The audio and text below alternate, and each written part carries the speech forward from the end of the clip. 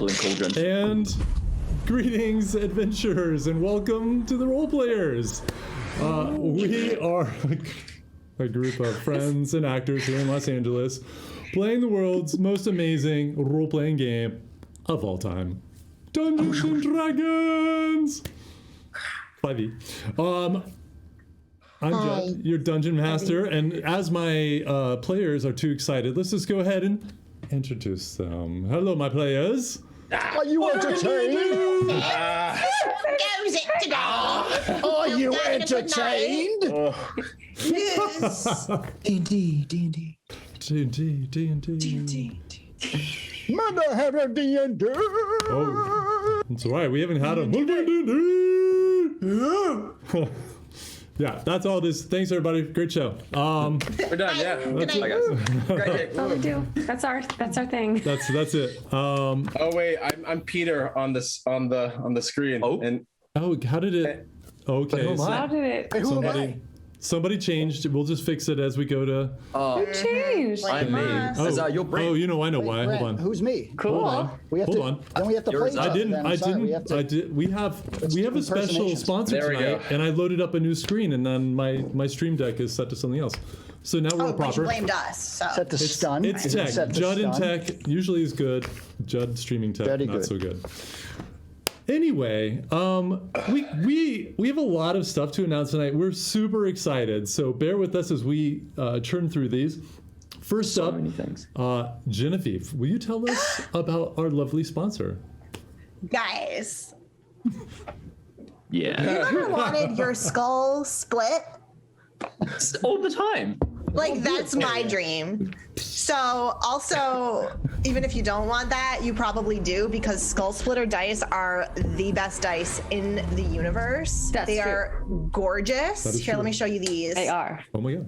Ooh. Oh. Look at the pretty Oh, colors. so pretty. There are so many colors, different materials. There's plastic, there's metal, all the things that you need. Anyway, so we are all playing with skull splitter dice tonight. So that in itself should let you know that skull splitter dice are amazing. And even better, you can get 15% off your order when you use the promo code TRPSS15. The role player Love it. skull splitter 15. Gotta So you guys go split some skulls. Am I right? Skull splitter. You're right. You are right. when you're right, you're right. You And are I'm so sweating right. under this, so it's coming off. You're right. Thank you, Genevieve. Tonight, I'm also very excited to announce we have a second sponsor. Some of you out there might know of a mobile game now on PC, Raid Shadow Legends. This game is amazing. It's spray bugs. free to play. It has insane graphics. It is so beautiful. I'm sure you probably have seen some of their marketing ads, which are hilarious. They're so good. But the game, it features over 400 highly detailed fighters. It's got a very D&D feel to it, which I love, like skeletons and like frost giants and all these amazing champions. They all have unique abilities. You get to fight with them. They have both campaign and PvP modes, and you can download it now for mobile and PC. And because they're sponsoring us tonight, we have a little special thing, which you will see running through chat. If you click on that link, you can go and install this game. And every one of you that installs it, you'll see that counter up on our screen, little Raid Warriors. We get, our first goal is just to have 10 of you download this. It's free, and play through to the demo phase, which takes literally 5 minutes. And it helps us a lot. Now, if our beautiful community out there, all of you, if you do that, and we hit that number, and we hit beyond that number, there's a possibility that we're going to unlock something even bigger with this company that might have something to do with actual D&D and their lore and one-shots. That's all I'm going to say. It's up to you all to make it happen. So if you can, click that link, install it on PC, install it on your mobile, play just through the demo. If you like it, keep playing, because, I mean, why not? It's fun. So a big thank you to Raid Shadow Legends for supporting us tonight, and thank you all out there, because I know you're all going to click on it And I have it from Ashley that she's going to ban you if you don't. That's what she said. It's her words. Oh, Yeah. sorry guys, You we know? love you, but it I has know. to So happen. it's rough. Get it together, guys. In addition to tonight's sponsored stream, speaking of Ashley, she's going to actually be playing some Raid Shadow Legends over this weekend. Hey, the gamer. Tomorrow at 5 p.m. Pacific, log into our channel and watch her crush some skulls, for sure. Or split. And I think she's also going to play a little Baldur's Gate. So definitely come hang out with Ash as she supports this great company and our sponsor. So that is that. So again, click, do the demo thing. We'll check on you. Build your troll army. Right now we have 0, so we want to see that get to 10. So thank you in advance, everybody. Winky, I believe you have a few other announcements for us. Some other exciting things. I have so many announcements. I have, in fact, 4 announcements. That's a lot of announcements. Announcement number 1. Firstly, thank you very much, Extra Life, the charity which we are sponsoring, for doing all that you do in helping children across North America and also helping to support gaming organizations like the Role Players. Big thank you. As always, we are partnered with you. And our next sponsor, number 2, sorry, not sponsor, next announcement. So next week, we are officially premiering Winky's Wonderful Wares on a Wednesday night at 7 p.m. Pacific time. And I'm super excited for this. I've been doing so much preparation, and by that I mean I've been freaking out, trying to get my hands to stop shaking so that I can paint straight, and trying to keep a mini in the same place so that it stays on camera. But yeah, if you'd like to come along next Wednesday, again, 7 p.m. Pacific time, I'd love to see you there. We can chat, we can paint, we can do whatever. And yeah, I'm just really, really excited. Announcement number 3. 4. 3? I got you. 3. This week, we came across a really, really cool tool, and we just wanted to give a big shout out to it because we think it poses a lot of value for people who are playing D&D online at the moment. So it's a new virtual tabletop Kickstarter. Virtual tabletop is things like Roll20, and this one's called Mythic Table, and it just looks really, really amazing. Anyone who's trying to use Roll20 has probably struggled with some of the mechanics of that. No disrespect to Roll20, but it can be really daunting and really difficult to use. And this one, Mythic Table, looks absolutely amazing. And we definitely think if you are playing online at the moment, that you should check it out and think about supporting them. And there should be a link in the chat. And Yes. lastly, Fantastic interface on Mythic Table. Lastly, but certainly not leastly, Definitely we not. have Not leastly. revamped our Patreon. So, guys, we're looking to, I guess, give back to the community which has been supporting us, and so we have revamped the Patreon, and it is honestly, our Patreon is of an epic proportion now.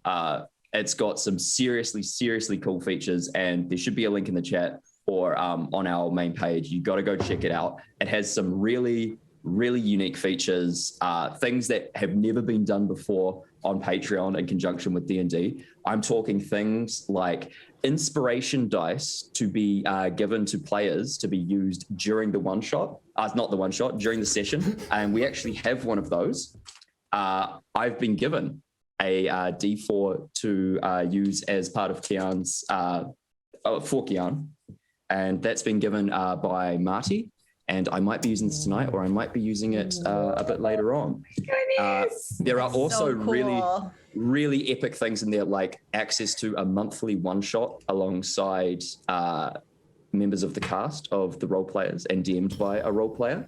And there's also things like unique one-of-one miniatures painted by myself. So there's all sorts of really crazy stuff in there. And yeah, go check it out. It's absolutely epic. I'm sorry. Can we And back we're up a super moment? excited. Did you just say one shot with Yeah, I did some of actually. the role players? Yeah. What? Yeah, Damn. I know, right? I'm gonna say it. Never Damn. been done before on Patreon, and we are Damn. super excited for that. So yeah, go check it out. I've done so many announcements now, but we've been working really You did hard. good. on, You did great. Good job. Yeah. You had a lot of announcements. I mean, yeah. really. A lot to say. There's no way around that. So much to get through. Well done. Well done. Absolutely, but yeah, go check out the Patreon. We've put a ton of work into it, and we're super excited. And who knows, I might be using my inspiration dice tonight. Well, thank you. Thank Done. you so much. Who Well said done, you're getting well it, done. buddy? Who said you're getting the inspiration dice tonight? The patron actually awarded it to me. Has already gone through the official process, and it just so happened to be so happened to be given to Kian. It pays to have friends in high places. Yeah. Okay, Okay. it does. I think also you know. it should go to the DM. So all you future patrons out there, if you want to send the DM so To we the get monsters? so it Yeah, gets a little crush help. the players. Yeah. You wouldn't. Just We let would us know. killed one of our That's an characters. option. You would Let's, never. let's calm ourselves. We could TPK. If that's what the audience wants, that's what the audience gets. That's Yes, right. we're playing. That's We're playing suicide mode on this campaign, so bring it on. If Rika dies because of one of you, I'm gonna be pissed. Wow. Well, She just laid it down. yeah, she Oh, sure yeah. did. Sure She's hope that like, doesn't "So happen you know." tonight. Let's wait and see what happens. So everybody, thank you for being here. I think it's time for you to grab your not your wine skins. I'm not allowed to say that anymore. Your White Claw skins, your ale, You're not allowed whatever. to say Grab that? your skins You're full not of allowed alcohol. to say. Is that you're really not allowed? What are you No, not I've been. supposed to We say? have a little war with Ashley about saying she thinks it sounds gross. Wineskin is a thing in D&D. It's a It thing. does sound. Not I don't know why. gross. She's I don't just think it's thinking gross. foreskin. That's. Oh, I did not think that, Wow. but I I don't will think from now anyone was on. thinking for you. I'm pretty sure no one was thinking that, but all right, thank Well, you. now you have to say, grab your foreskins and let's get This is how the show's going tonight. Okay, well, grab your shit. Let's go. It's time to adventure on tonight's episode of the Role Players. We'll be right back.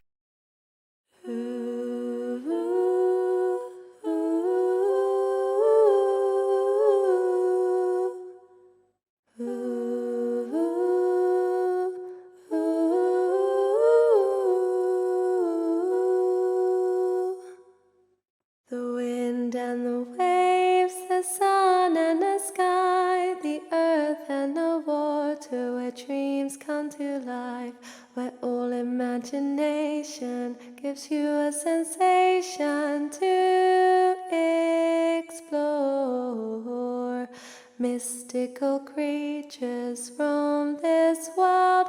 Stay close to each other. Teamwork is your mother. Be safe and find your way. 4 scores and 7 skins ago. foreskin. 4 scores Judd. and 7 skins ago. Be sure to say that if there's new people in the chat. There's Disney. Oh yeah, people in the thank you, chat? thank you. We actually have one additional announcement. Oh God. This is just a thing that we're doing. If you're new to D&D, and there's a term here that you want to learn and you don't understand, throw it into chat. Say, hey, anybody tell me what that means? We have a very welcoming and helpful community, and we have mods that are standing by to jump in there and answer those questions for you. So we are supporting new people coming to the game because it's the best game in the world and everybody should play it.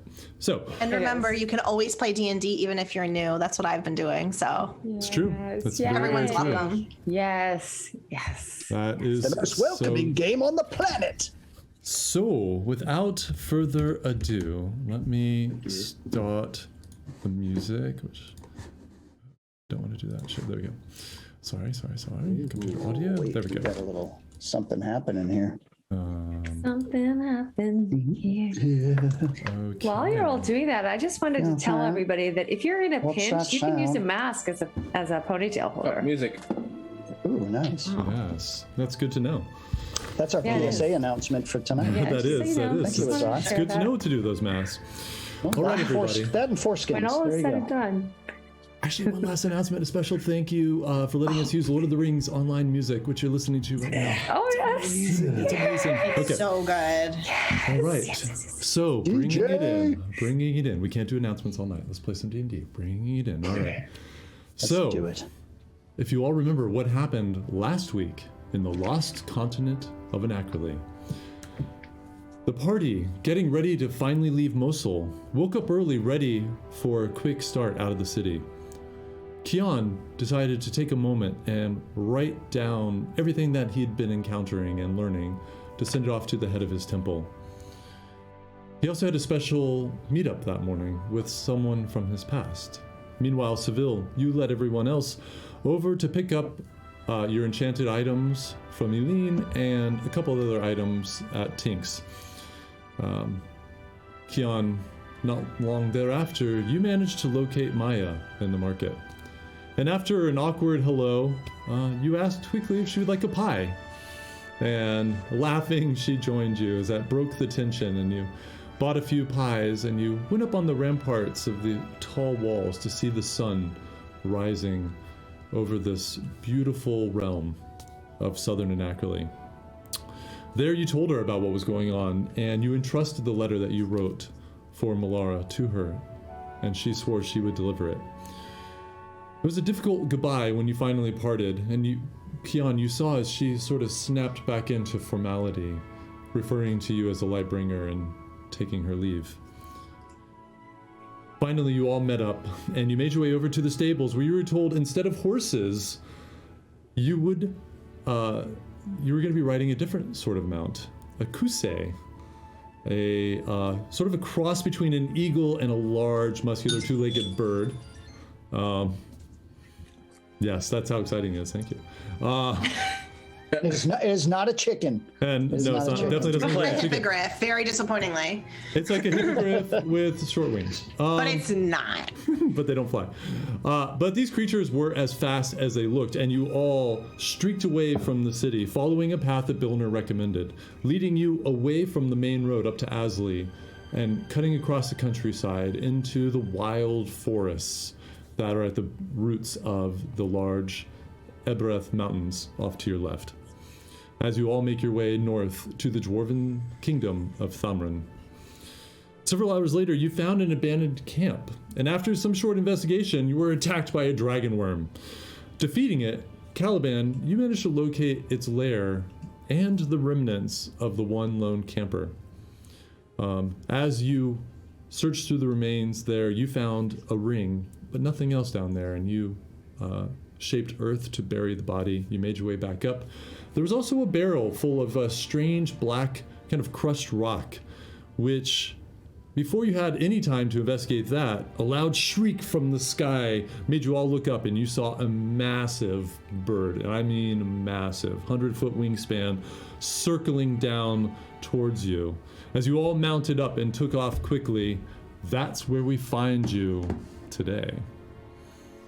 So, oops, that was almost a perfect segue. Now, This is the tree line. Out of Yeah. the frying pan, out of the fire. indeed. Seville, do you think this is one of the ones that we saw before? No, I think it's a patak. A what? A patak, it's called a rock where you're from.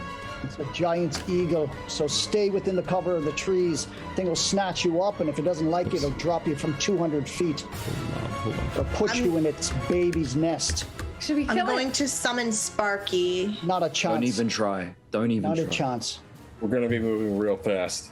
Yes. And it's way out of range. We just have to be careful. Maybe it'll, well, Actually, know, but Seville, as you I don't- say that, and yeah. you all move away from the campsite, the massive bird banks high in the air, turning in direction. The trees in this area are really sparse and set against that looming mountains off to your left. The ground begins to rise slowly ahead of you into a small hill. And on the far side, you see in the distance a dense copse of trees, about maybe 200 feet away. As you look back to the bird, it's even closer than you would have thought possible. It's going to make it to you before you reach the safety of those trees. So as you're all sprinting on these birds, I need you all to roll an animal handling check and tell me what you get. cluster also- together, cluster together. Summon Sparky before anything happens. Yeah. I Can I do that? You can. I'll let you do that. Okay. If you're gonna do rolled a that though, 20. you've got to roll your animal handling at disadvantage because this is like predator swooping down from the sky at you. You see screeching I got as the it. wings are coming down. I got it. Okay. I love it. Ooh. All right, Britt, what'd you get? I rolled a 22, so I nuzzle Bobo close and just give him some comfort as we ride. Yeah, and you feel with that burst of speed as the huge legs are just streaking across the countryside. Okay, 22 for Caliban. Keon. 5 for me. 5 for Keon. Are you using the curse dice? Ooh, and No, we're these back. are my good dice. I think, Are they I skull think splitter? it's You just- Drinky who's cursed. The skull splitter never lets you down. I pray to the dice gods. Wow. Someone in the chat, make a sacrifice. Quick. You might need that inspiration die. Okay. All right. 13 for So, Seville. okay, so hold on a second. I didn't think this through. Keon 5, Caliban 22. Seville, what'd you get? 13. 13. Okay. Ariset. 16. 16 for Ariset. And Rika. 12 at disadvantage. 12. Nice. Okay. Not too bad. Not too Would have bad been at like all. a 23, but you know, That's what are you really gonna do? good. Okay. I'm like, I can't reach my dice. Hold on. It's like, What can you? Good. Bye. Nice to know you. Who wants to He needs to roll the DM? ki- Who's he up? wants to roll the kill, so he's like, okay, who can I pick off right now? I saw it earlier. I meant to get it at the break, but then we were doing other things, and here we go. Okay. I am really excited about this, y'all. Okay. By the way, this is not normal combat. You're not in initiative, so we're not doing Chaos Clock. This is a different thing. You are essentially trying to escape. So, Caliban, Oh yeah, we are. Hey, you. So, the bird is coming down now, swooping. Its wide wings are like brushing the tops of the trees as it dives in. Its beak is opening, and this close, this thing is monstrous and terrifying. And you can see as it's kind of coming up behind you and snapping sort of at each of you, looking for easy prey. Caliban, it comes to you first, and you just shoot out of its way easily, completely being missed. Keon, next. Beak snaps down, grazing your armor. You feel it just kind of glance off, almost getting you. And Seville, you got a 15, right? Yep. No, 13. 13. Okay, sorry. Same thing. Beak, it's trying to just snap as it's about to run out of space here, and it's got to go back up into the sky. And its last 2 attacks on Ariset and Rika. Ariset misses you as well. Rika, the last second, its beak comes down and gets you in like a grazing bite. Went for your kusei, but missed and snatches onto your arm for 10 points of piercing damage as the beak crushes in, and it tries to pull you up, but it doesn't have a strong enough grip, and it goes up into the sky, circling around for another pass. At this point, all of your kusei are doubling down in speed, and you realize they're even faster than you thought before. You're all struggling to hold on as they all crest this hill, and you are feet away from that. Hold on, sorry. Feet away Did from it try to attack Sparky? No, it did not. Okay. So, A new download. hey. Oh wow. thank you. That's awesome. So wild. That's That's cool. so wild. I was like, I thought that was the bird talking. I was like, what? Oh. I will have you download now. you. All right, so finally you reach the cover of this dense trees, the mighty trunks stretching up high above you, thick interlocking boughs creating a protective cover. The massive bird circles. You can see it's frustrated as it's looking for a way to get there and get down into you. Your mounts splash across a small stream and start heading deeper into this copse. You watch as the bird climbs higher into the sky, looking still for a way in. Ahead, you see the trees once again start to thin out, and the ground is climbing as it quickly turns rocky. You guys, I assume you're going to be continuing on? Absolutely. Awesome. Do we want to slow down for a second to get our bearings? We just ran into the trees. I don't know where we're going now. Are there trees ahead, DM? So you're in not a huge kind of copse of trees, but you're in a smaller section of some much taller trees that are densely packed, giving you kind of temporary cover. You can see that the bird is circling around and coming in lower this time, like it's going to come in under the boughs and try to get to you guys, and it's coming from behind. I do a quick look to see if I see anything ahead that might be good for us, a cave we can dive into or something like that. Okay, roll perception. You have advantage. Okay. I'm going deeper into the. Oh, I got a natural 20 at advantage. Oops. Oh, Nice, one. nice. Great. So, what you see is that ahead of you, there is no other protection around here, and you can see that if this bird comes in and lands, it will be able to navigate these trees and get to you very quickly. Yeah. It's not that big.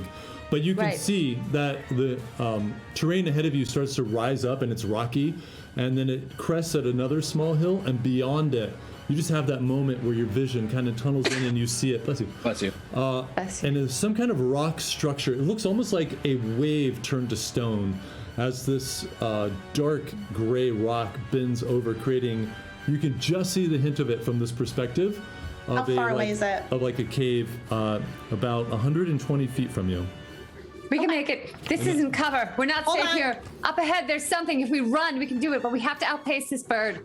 I cast plant growth in the direction that we're going. It works for 100 feet, but I could cast it as soon as wherever the trees stop in this area. Okay. So that 100 feet of openness, whatever that is, and then I make a little path for us to go through because I can make a little path underneath, so we're covered. Nice. Okay, so you see as you're all sprinting out, leaving this copse behind you, and Rika behind picks up her hand. You see her hands glowing with this green energy, and she shoots and it hits the ground, and suddenly these plants, this kind of ground cover starts erupting and growing and twisting and growing up and looking like it's would be very difficult terrain to get through.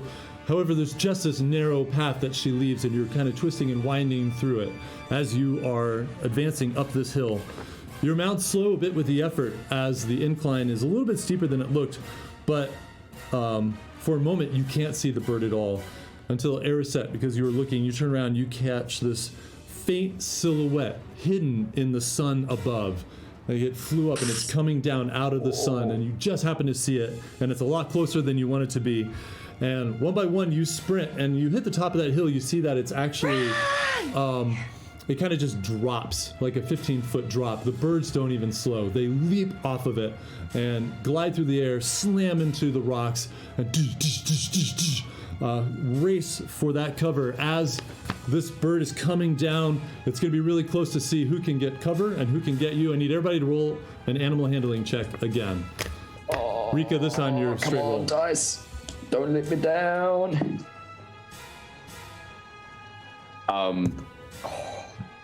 Yeah, well. Ariset, okay. because you were kind of looking, you're going to give me your number first. I'm putting you in the lead. Well, it's a fitting natural one. Okay. Oh shit. All right. Who's We're next? gonna be fighting here. Caliban, what you got? I got a 21, and I have a spell ready just in case anyone, if it gets within 60 feet. Got it. Who's next? Keon or Rika? I got an 8. Okay, Rika. Sorry, you raise your hand. What'd you get, Rika? 16. 16 for Rika. 8 for Keon. Mm-hmm. What are you heavy on that bird with all that armor? Seville, what'd you get? 7. Oof. Okay. All right. Hold on. New section. All right. Ariset. Give it to me. Oof, man, I got advantage on that and I rolled really badly.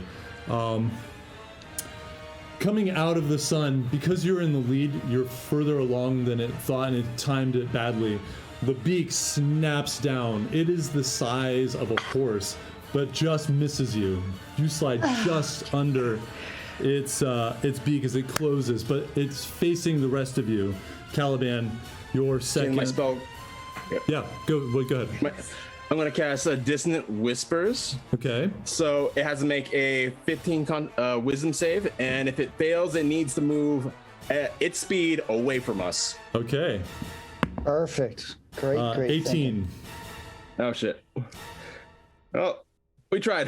Can I cast something too? Yeah, but hold on a second. Caliban. Oh, okay. Let's see. Got a 14. Another near miss as you cast that, and while it doesn't take effect, it's enough to distract it for a second as its head jerks, and you slide around its beak as it's starting to level out, almost scoop you up as all the birds are running right at this bird.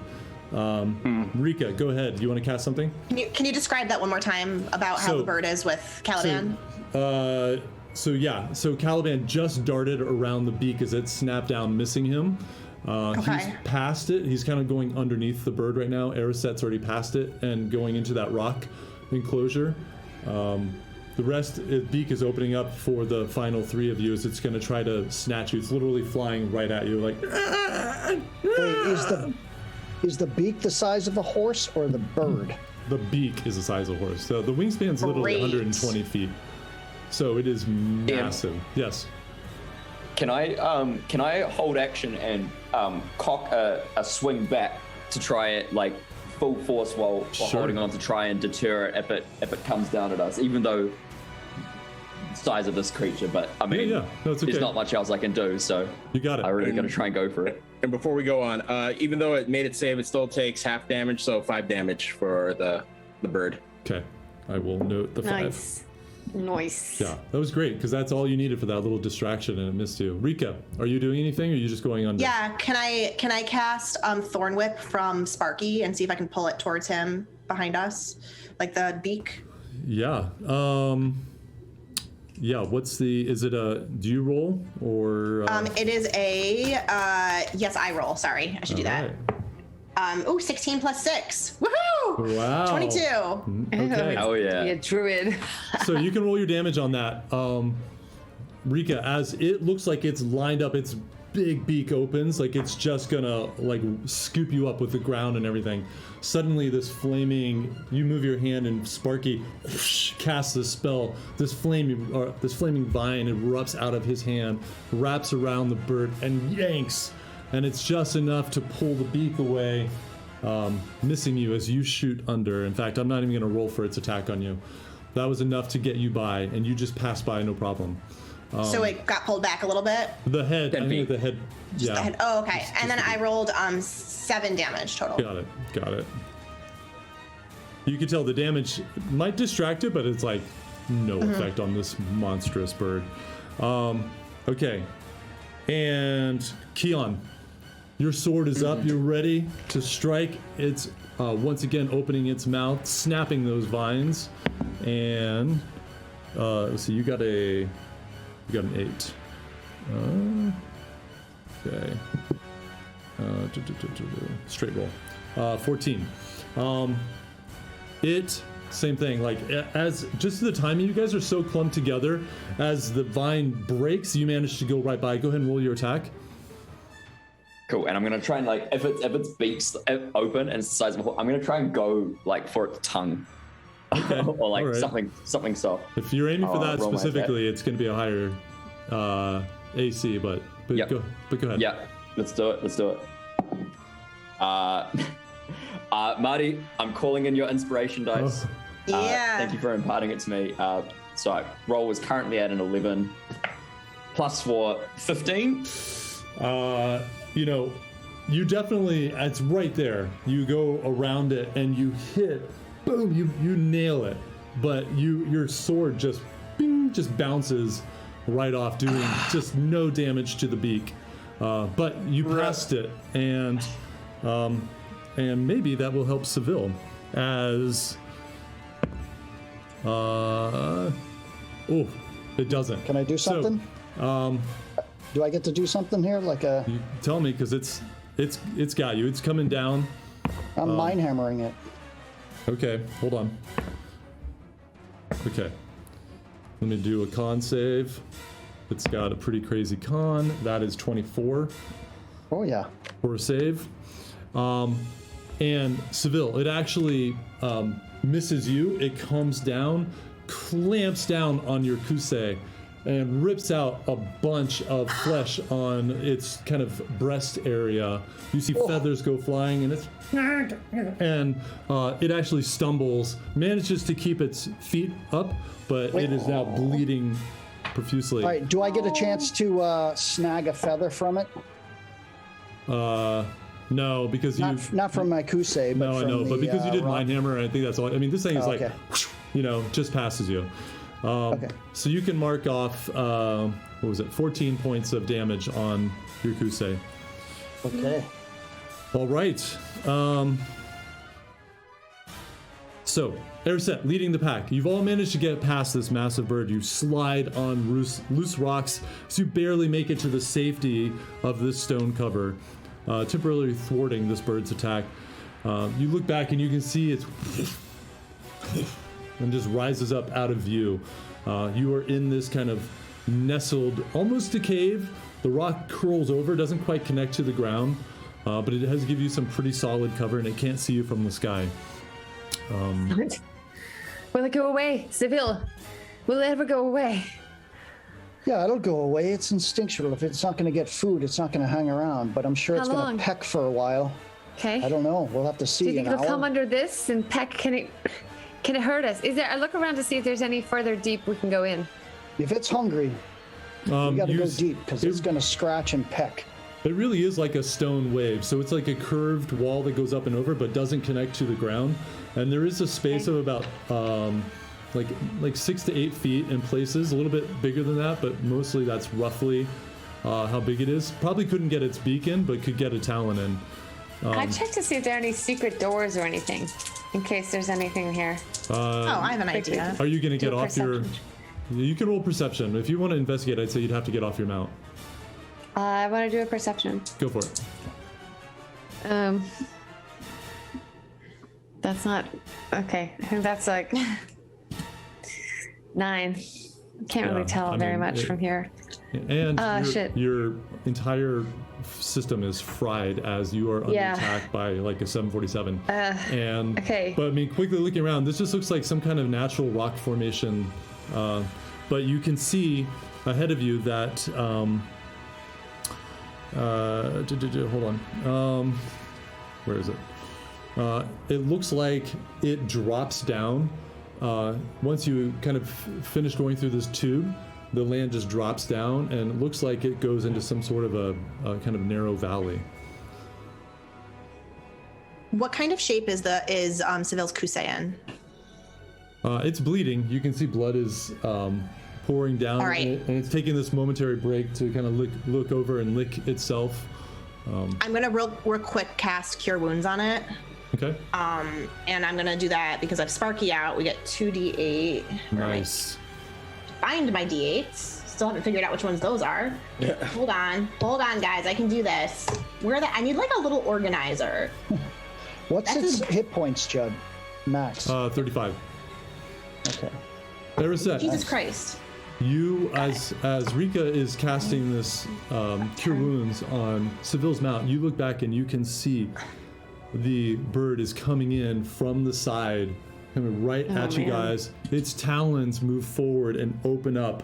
You just see these, each one bigger than Keon's sword, all pointed right at you. Rika, what'd you get for healing? I got a 13.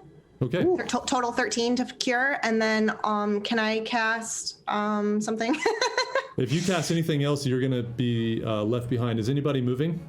Or are you guys gonna wait? Oh, I thought we were still in the cover. You are, but it's open and the bird is flying right at you. Its talons in front of it. It looks like it's gonna try to get its feet under there and grab you.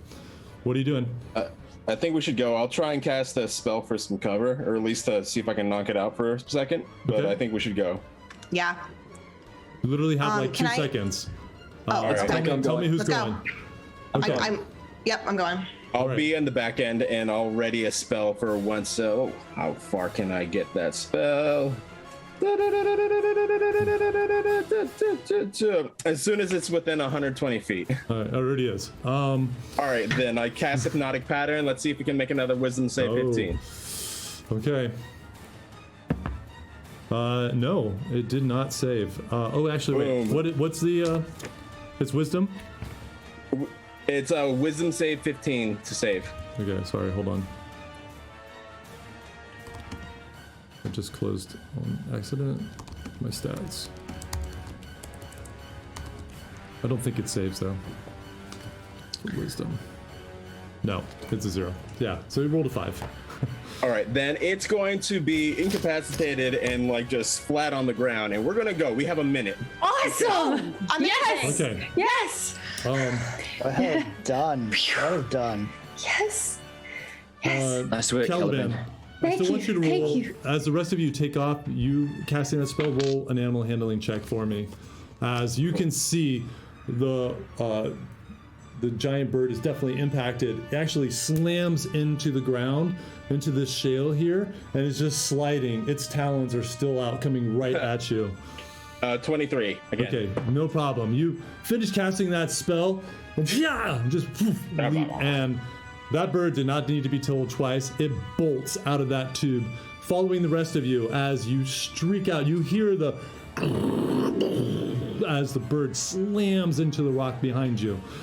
You all crest this decline, and every one of you, your breath leaves you and is a gasp as this is really steep and you are going down this deep hill. You see ahead of you, it goes down into mist. You just see the tops of these these bulbous structures kind of poking through the swirling mist. But you are on an avalanche of shale as the birds are sliding and trying to run and trying to stay on their feet.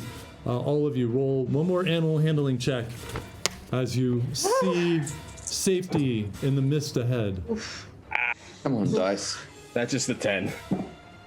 Okay. 15. 10 as well. 10, 10, 15, 8. Oh, Yeah. Okay. 14. 14. Okay. Well. Anybody, you guys are lucky that bird is down. So anybody with 10 and below, your bird loses its footing, slams down on the shale, and is sliding on its belly, struggling to try to get back up, but it's too much of a decline. You're gaining too much speed. It can't get its feet out from under. It's not able to maneuver, which would have been really bad if the bird were here.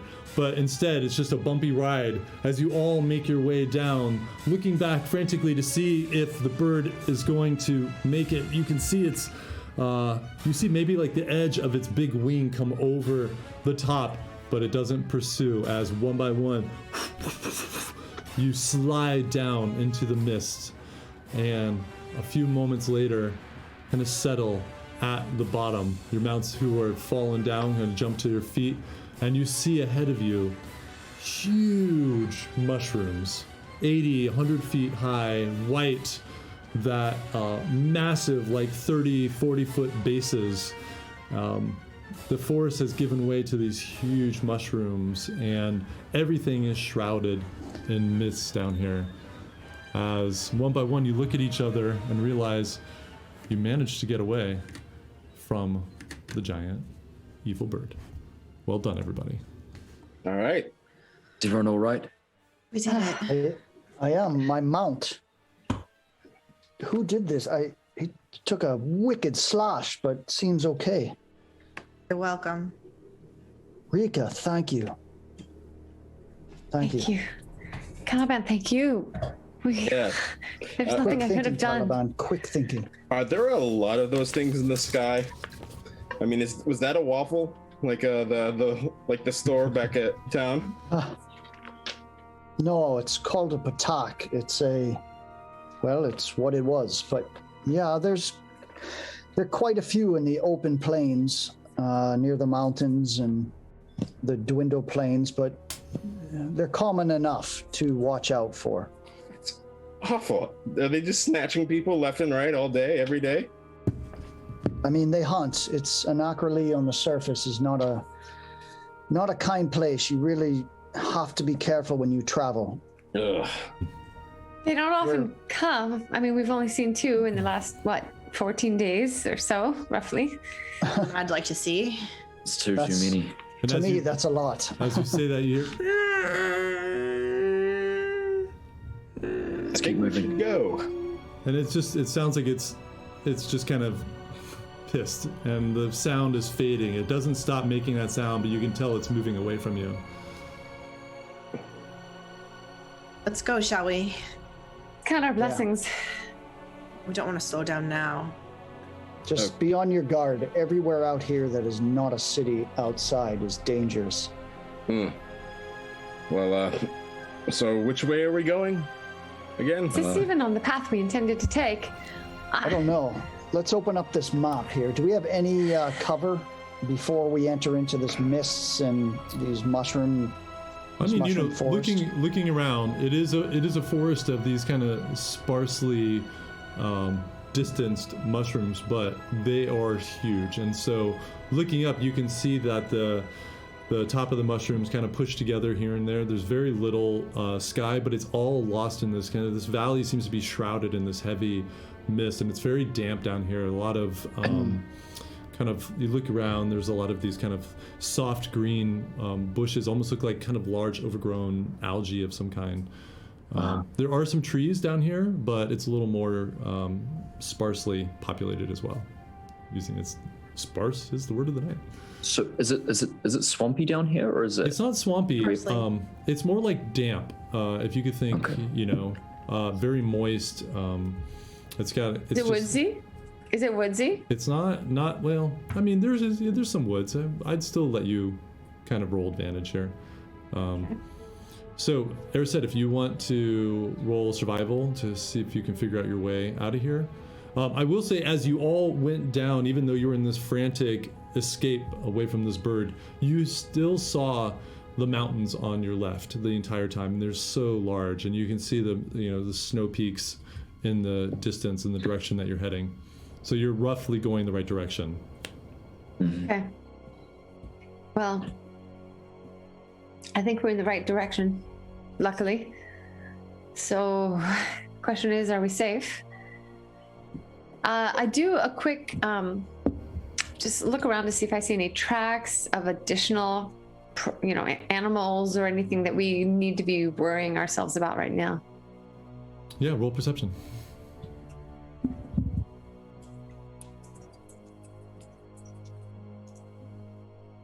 At advantage, right? Yeah. It's really not that great anyway. It's like 10. At advantage. Yeah. Yeah, so I mean, you still got adrenaline surging through your system, and your visibility here is not very far because of this mist, this fog that's down here. Looking around in your immediate area, you don't see any kind of recognizable tracks. But again, the ground looks like it might be kind of almost like a spongy effect, so it might be hard to create tracks, at least in this immediate area. We should keep moving. Hold on, real quick. Am I familiar with the type of mushrooms that are down here? No, you've never seen mushrooms that are, 80, 100 feet high. Okay. But I would say like the kind of, it has a very standard, mushroom shape, and even the color and the texture look familiar to you, but like somebody casts an enlargement spell on them. All right. Yeah. Is the ground changing? Is it more moist? Does it soften? Is it still solid earth? Is it getting spongy? Yeah, roll perception check for me, since you're asking very detailed questions. 11. It's kind of what... We've got another download. Well done, everyone. Oh, cool. Yeah. It's kind of what Erised saw. So the shale of that hill and that rocky area you just came out of, there is a fair amount that has rolled down here and settled. And there's a kind of a transitionary period where it goes from that rocky terrain to this really moist, damp ground. And there's a low kind of spongy ground cover kind of all through here. You see patches of dirt, kind of dark, rich soil, but for the most part, it's covered in this ground cover. So it looks stable. It's not swampy. It's not watery. It's just moist. All right. I'll take the front. Go. I have, I don't know, hopefully the best hearing. Seville, do you want to take the front as well, or do you want to cover the back? I'll come up with you. Erisette, did you roll survival? Again? Or do you just mean in general? No, did you roll a survival before when I told you to? I can't remember. No, I did it as a perception, but Right. I can roll a survival. It's a 5. It's not very helpful. If I'm up with her, can I give her aid and roll as well for survival? Sure. 21. Hey. Wow, a little different. Yeah. Right. I don't know. It's disorienting for me. It's I know, almost isn't like home, but it isn't. It's foreign. Yes, it's different, Erisette. That's all right. Just Stay close and keep moving. stick Yeah. to your basics and you'll get it. You'll pick it up. They're just trees. Yeah, Seville, you're fairly oriented as you came down the hill. You just look back and you figure out your direction, and though you can't see the mountains here, you have a pretty good sense where they are, and you pick out a path leading forward. So the two of you start cautiously. You tell me how fast you're moving, and if you're going to be doing anything other than that. I can have somebody roll. I'll take Caliban. up the rear. Okay. Okay, thank you, Caliban. I'd say we move slowly and carefully at first. I'd like to stay in the middle and kind of like continuously like calm all of the whatever the fuck they're called. Kusei. Kusei. I'll never get this. Kusei. And just like making sure everyone's doing okay. Okay. All right. So as Seville and Erisette lead the way, cautiously moving through the mist, your head's on a swivel, looking around. The birds seemingly having no issue here, kind of almost like you're holding them back as they want to run a little bit quicker. You make your way through. I need somebody to roll a d8 for me. Can I do it? Oh yeah. Go. Yes. Okay, yeah, go for it. Okay. Do you know which one it is? Ooh, I rolled it too. 2. Okay. Sorry, Just guys. Just kidding. I mean, Brent wants to roll. Yeah, Brett wants to do it. Yeah, Judd is. so It depends. Ask Judd. you hear a deep rumble of a dragon. No, I'm kidding. Oh, shut the So You totally got it. heck. So you pick your way along through this valley for quite some time, not going that quickly. You know you're losing time. As if at any point you want to speed up, let me know. But I'm going to say you're kind of going at cautious speed so that you can still see what's around you. An hour passes. You see various creatures, kind of like more like badger kind of looking creatures scurrying around in the I didn't even think about it, but that's literally what I wrote. Scurrying around in the bush here as you make your way, and the ground kind of rises and lowers as you meander through this strange valley. After about another hour, so 2 hours in here, Erisette, you're up front, and there's a bit of a muddy kind of trail that you see, a path off to your right. Seems to kind of come out of the mist and head sort of the direction that you're going. As you slow your mount and look down, you can see there are definitely some kind of footprints, and a lot of them in the mud here. I signal to the party silently. I dismount and I very carefully do a check. I guess I'll do survival on this one. Well, what are you trying to do? Are you trying to determine? It's to follow tracks, so I want to kind of see if I can identify what kind of tracks or see anything more about what kind of tracks they are. Yeah, so roll Would I be able to help her investigation. with that? I feel like that's something that I might know about. Yeah, if you want to jump down and see if My investigation isn't very good though, so maybe I'll not. hold both of the Kusei while they're down. Okay. Thank you. Don't Thank you. get lost in the mist. Stay visible.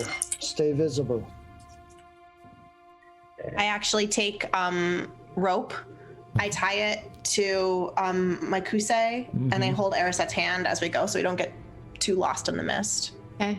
Yes. And it's at advantage, right? Because survival and perception and nature are all at advantage if I'm in woods, right? Perception is, I think investigation is too. Anything wisdom related, right? Yep. I thought. Yeah, it is. Okay. I rolled a 12 investigation. Shit. No, I don't know what that investigation is. is intelligence. So Yeah. it's not. So you need a straight roll for that. I just got a 6 anyway, even at advantage. Wow.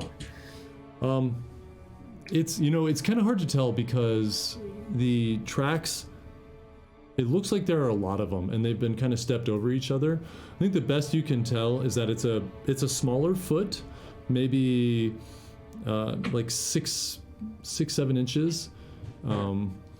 And there are like little holes for maybe nails or kind of claws or something that are digging in. You see that throughout, but you're not sure what kind of creatures they are. Are there any badgers around here? Not immediately, but you saw one like maybe 10 minutes ago. Oh. Are there any other trails or just this one No, it's just has one. appeared? Yeah, and it looks like it's heading north. That's where we're going, right? Yep. Should we take it? I can't tell what's ahead. Something small, but other than that, I can't tell you. Whatever we're following, we're coming up behind it at least. Okay, good point. And this is following the direction we're going to where we're supposed to go, right? Yep. All right. If we come across, oh, sorry. I was just going to ask, could I attempt to approximate how many sets of footprints there were?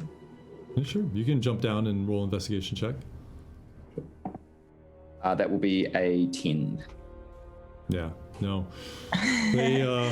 They might be sand people and hiding their numbers. Hiding their numbers? It does seem like they are kind of packed densely in this little. The mud is maybe like 3 feet wide, but the tracks seem to hold kind of like a 2 foot wide. Like they're really walking in a either side by side or in a quasi straight line. So it's really hard to tell how many. Can I go? Oh, sorry. If we keep moving, I don't know how this works, so I'm asking. For a ritual spell of speak with animals, since I'm riding the Kusei, can I be preparing that for when I see like a badger to ask them about this, or is that not do you have to be with them from the beginning? I'd say you could do the spell, but when that 10 minutes are up and you're ready to cast that spell, if there's no creature there, it's just going to fizzle. So you Okay, can that's try. fine because it's a ritual. So I'm gonna start prepping that for the next 10 minutes. Okay. And I also take out a sprig of mistletoe and I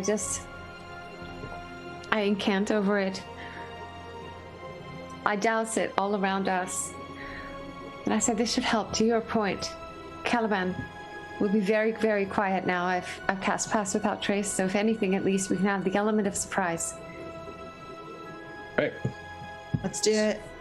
All right. So very cautiously, you move forward. I will say, Rika, it's hard to ritually cast a spell on the back of a Kusei, so you're not going to be able to control your creature. Somebody else is going to have to, like, take the reins. Take rope. I just hold the reins. It's fine. Yeah. Following So along. he's like, take rope. He's like, nope. And then, like, it curls back over your arm, like getting away from Caliban. Sounds about right. Yeah. Slithering back around your waist. Nope. But you hand your reins, and Caliban Okay. just rides next to you, holds it, no problem. Okay. About an hour later, as your kind of anxiety about these prints, and you're still following the same path, it seems like it's going the right direction that you are. Airset stopping every once in a while to make sure that you're still headed north to the best of your guessing. You hear this, Airset, you hear it first, this faint noise, this distance, and a moment later, the rest of you hear, and there's this like murmuring rumble coming from ahead. Heading back Coming towards you, us? Coming towards you. Sounds like it's coming towards us. Yeah. Do we speak a language? Do we hear that? Do anybody know that language? Let me see. Well, anybody speak Goblin? Oh. Oh, I guess we know what it is. Is there enough room on the side of the trail to just like hide us in the mist? Yeah, there's a lot of room here. There are giant mushrooms, nearby. If you're looking for a place to hide, somebody tell me and roll perception check to find something. I do immediately go to hide. And I'll look too. So we roll. That's my very first instinct. I rolled a 13. Oh, natural 20. Hey, we're rolling that one. I can see your roll, Caliban. I never looked at the D&D Beyond sheet. Your rolls just pop up, even though I'm looking at Erisette. That's so cool. Sorry, cool. totally distracted. I saw Caliban's 13. What'd you get, Erisette?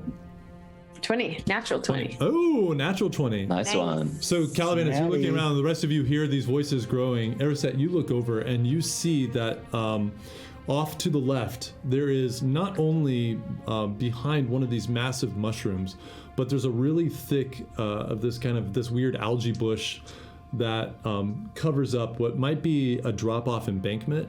And there's a path that goes there. If you go just a little bit more towards the sounds, there's that really dense, spongy ground that you can go without leaving any tracks behind. Nice. I signal to everybody. Okay.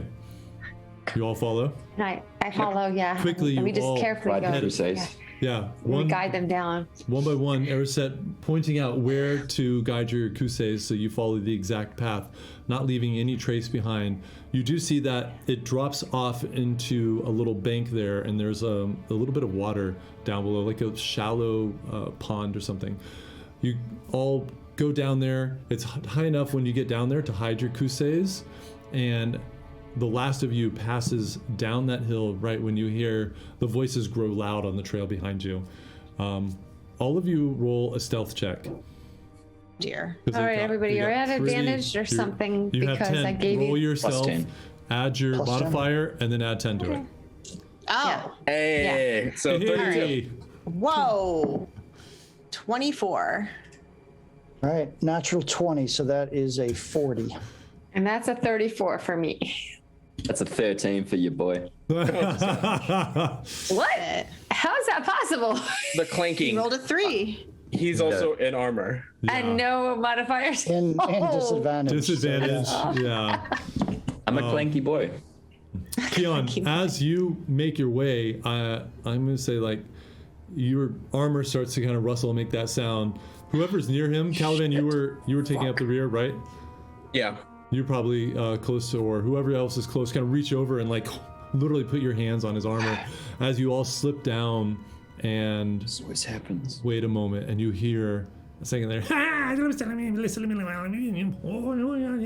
just hear all this kind of excited talk, and you hear clashes of ching ching, like weapons being hit together, and there are enough voices where you realize there are quite a few. I mean, it's more than a handful. It is a war party that is passing, and a few moments later you hear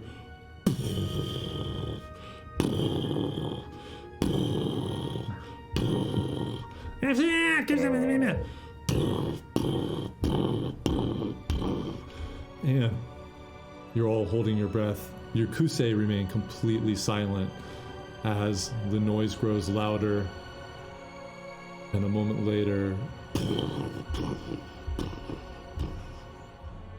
starts to fade. And the last remnants of the gibbering passes. It's got to be goblins. Erisette, remember when we were in the bar and then the bartender said there was no weapons coming down to what was our last city? Malak? Mullet. Molso. Mosul. Yes. Remember he said like their dwarves were stop sending weapons and armor? I bet you that's what's involved with it. The goblins are intercepting them. Yeah. What was that loud they thing do you that. think? What was the loud thing? Something tall. Something Sound like a very war tall. drum. Judd, any animals around here that I can see? Roll perception for me.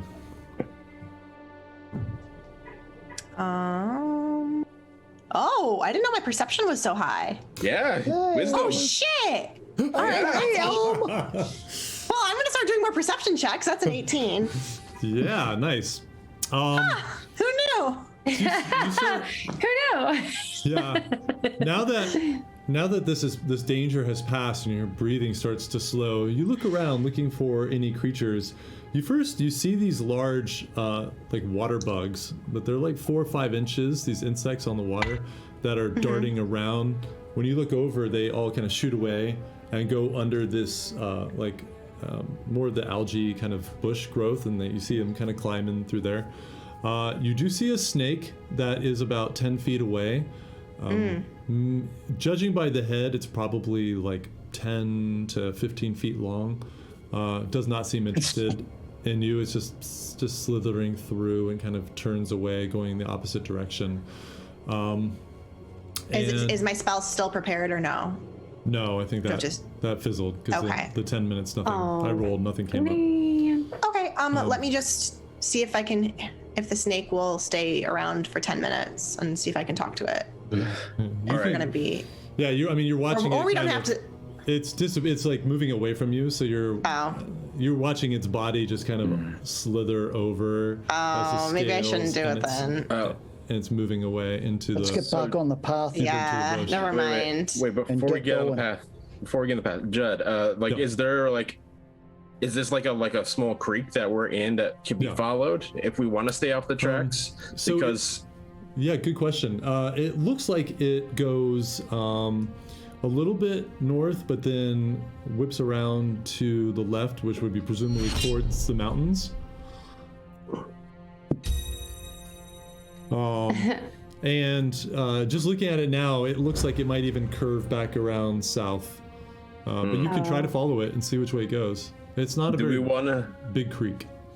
Do we want to stay off the trail just to avoid? I don't know how many more of those groups that we'll run into, but I don't either. But if what I'm thinking is right, there's going to be more encampments and more war parties. Hey, DM. Yep. Did that loud, sort of bassy, resonant noise? Did that sound like a drum or a footstep? No, it sounded like something heavy walking by. Let's stay off the path, I think. I don't go near water in a place like this. I'll say I'm against it, but if the group wants to, I'll follow. Ari, Rika, your thoughts? Don't know. The chances of there being 2 war parties, I don't know. Just an educated What if it's big guess. and it's split? I'm telling you, I don't know why, but I say stay on the trail. Everything about me is saying it. All right. Hey, Let's do that then. If we stay on the trail, remember, goblins, they're really crafty. We need to be looking out for traps. Though Yes. something set up for sure. We heard the others from far away, though. They were quite loud. That Just just so we means don't want to get. we caught just in need the to take our we just need to take our time as we go. Because if we rush it, we'll run right into them. If we get a moment to hear them coming, we'll be fine. Yeah. Right. Okay. Okay. All right. I take the lead and I take my kosei back to the muddy sort of trail, and I give it a nice. I kind of stroke his neck and I say, "You were lovely just then. Thank you." What? It was so quiet. It was such a good quiet, Kusei. Good quiet. Good quiet. No, I really do. I say that. I'm so grateful to it. It saved our lives. And as you're doing that, Arset, you're leaning forward and patting your mount. You look and you see these huge footprints. They are quasi-roundish, with maybe some kind of protuberance in the front, sunk in like 3-4 inches into this ground here, and maybe like foot and a half in diameter each one.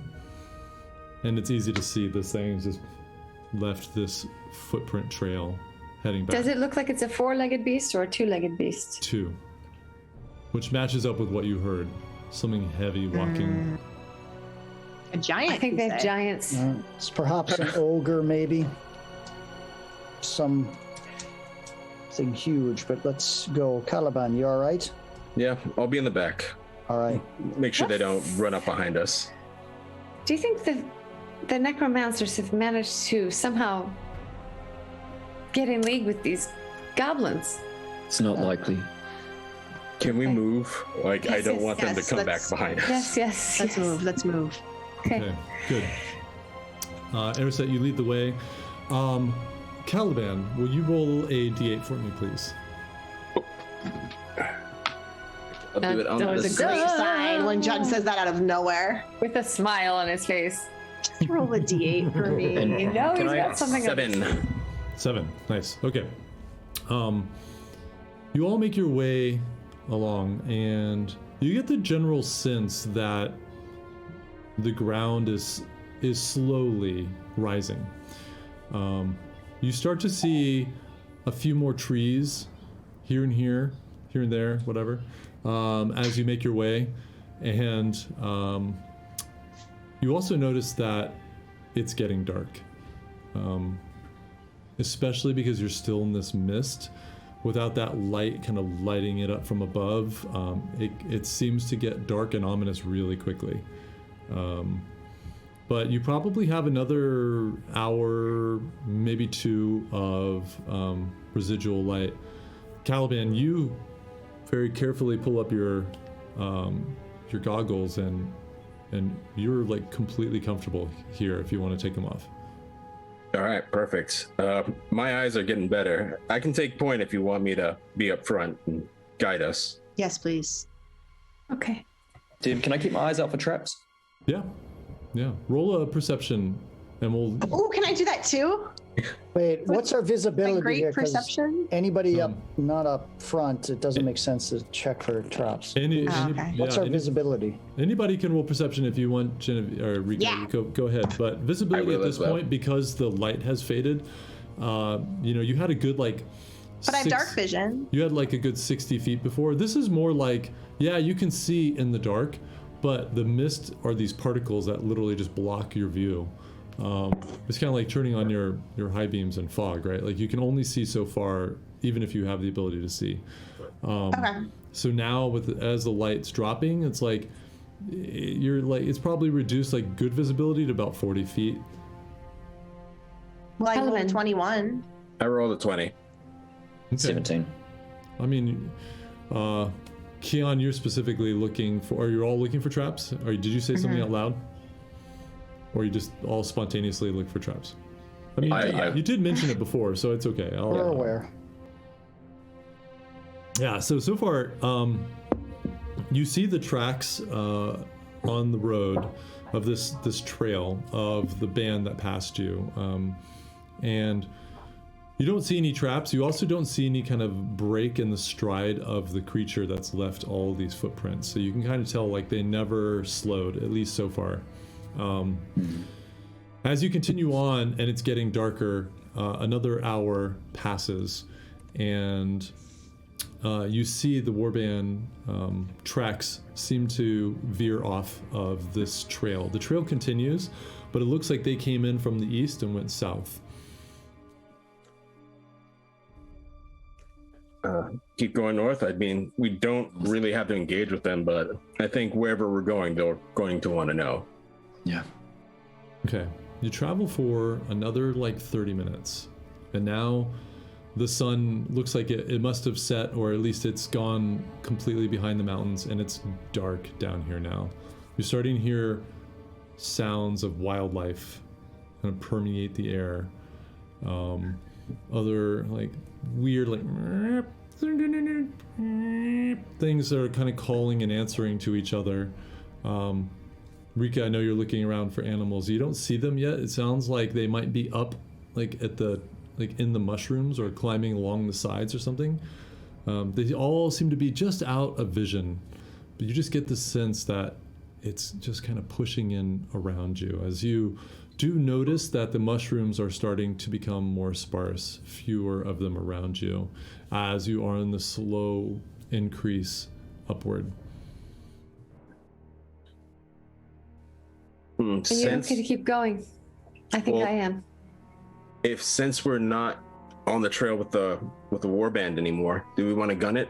I mean, we don't have to worry about it being intercepted anymore. If we can go, these birds want to go. They've been wanting to go.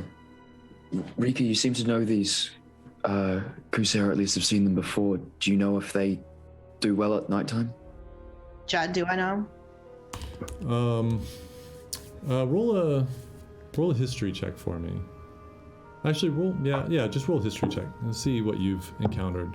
Well, a 5. Yeah. But animal handling, I could probably roll because I would have handled them before. Yeah, but could ask them. But you haven't ask them. had one of them to like be on a mountain, Yeah. know their behavior at night, and Yeah. you know you've seen them at night. That's kind of the extent. You don't know really what that means. Why don't we try it and see? Caliban can lead. Yeah. We up for it? At least go a bit faster. We don't have to run full out. We can just pick up the pace a bit. At least get out of the mist. Mm-hmm. I'm going to be pretty much useless, but What else is new? You What's this hear noise? some kind of sound that's building, and you feel the ground shaking a little bit below you. We should go. Can we tell where the shaking is coming from? Underneath you. Okay. Run! Run! And I just start to run. I lead. You see, she just takes off, her Kusei going full speed. Wait, Aristette, you can't see. God. Caliban, let's go. We're already going. Let's go. Okay, Everyone. you all Well- take off, yeah. As you're all sprinting away, and you see your birds keep looking back, something definitely was spooking them too.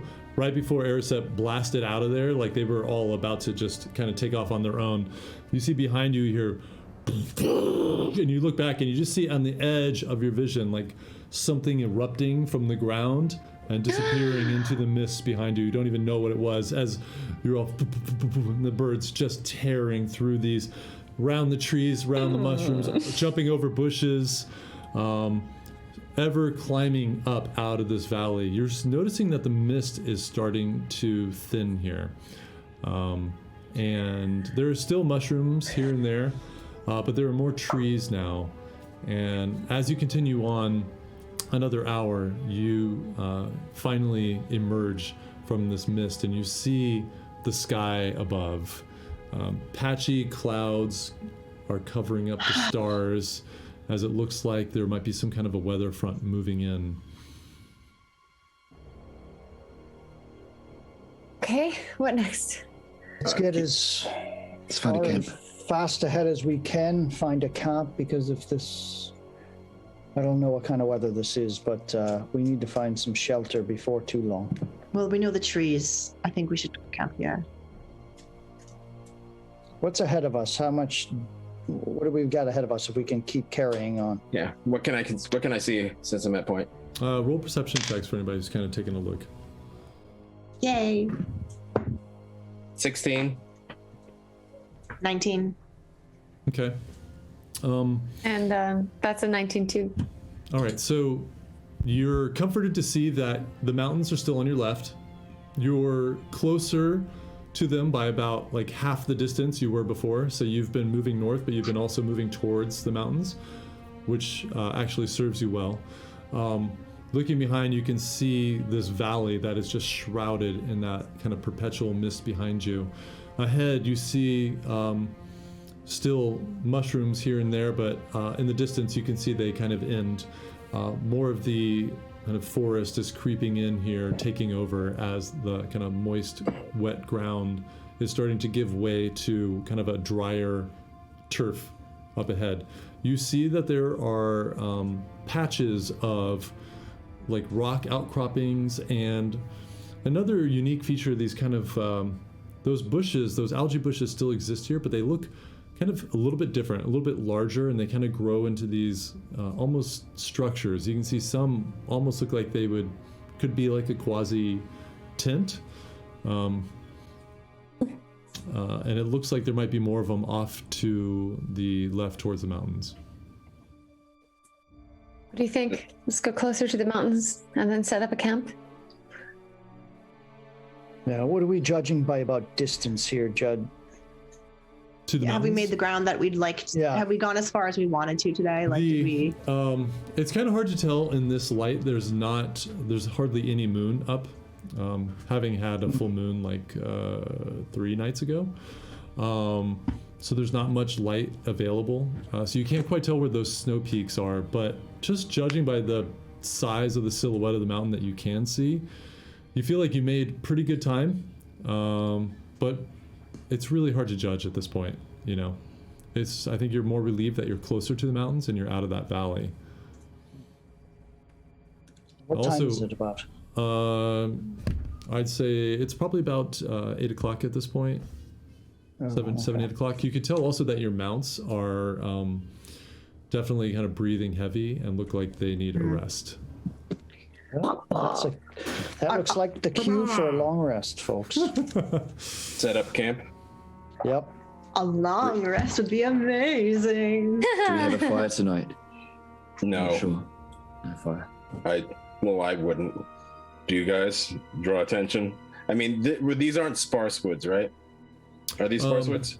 It's there are patches like copse of woods. Overall, they're pretty sparse, but there are denser patches, and again, there are still these strange kind of formations with these algae bushes.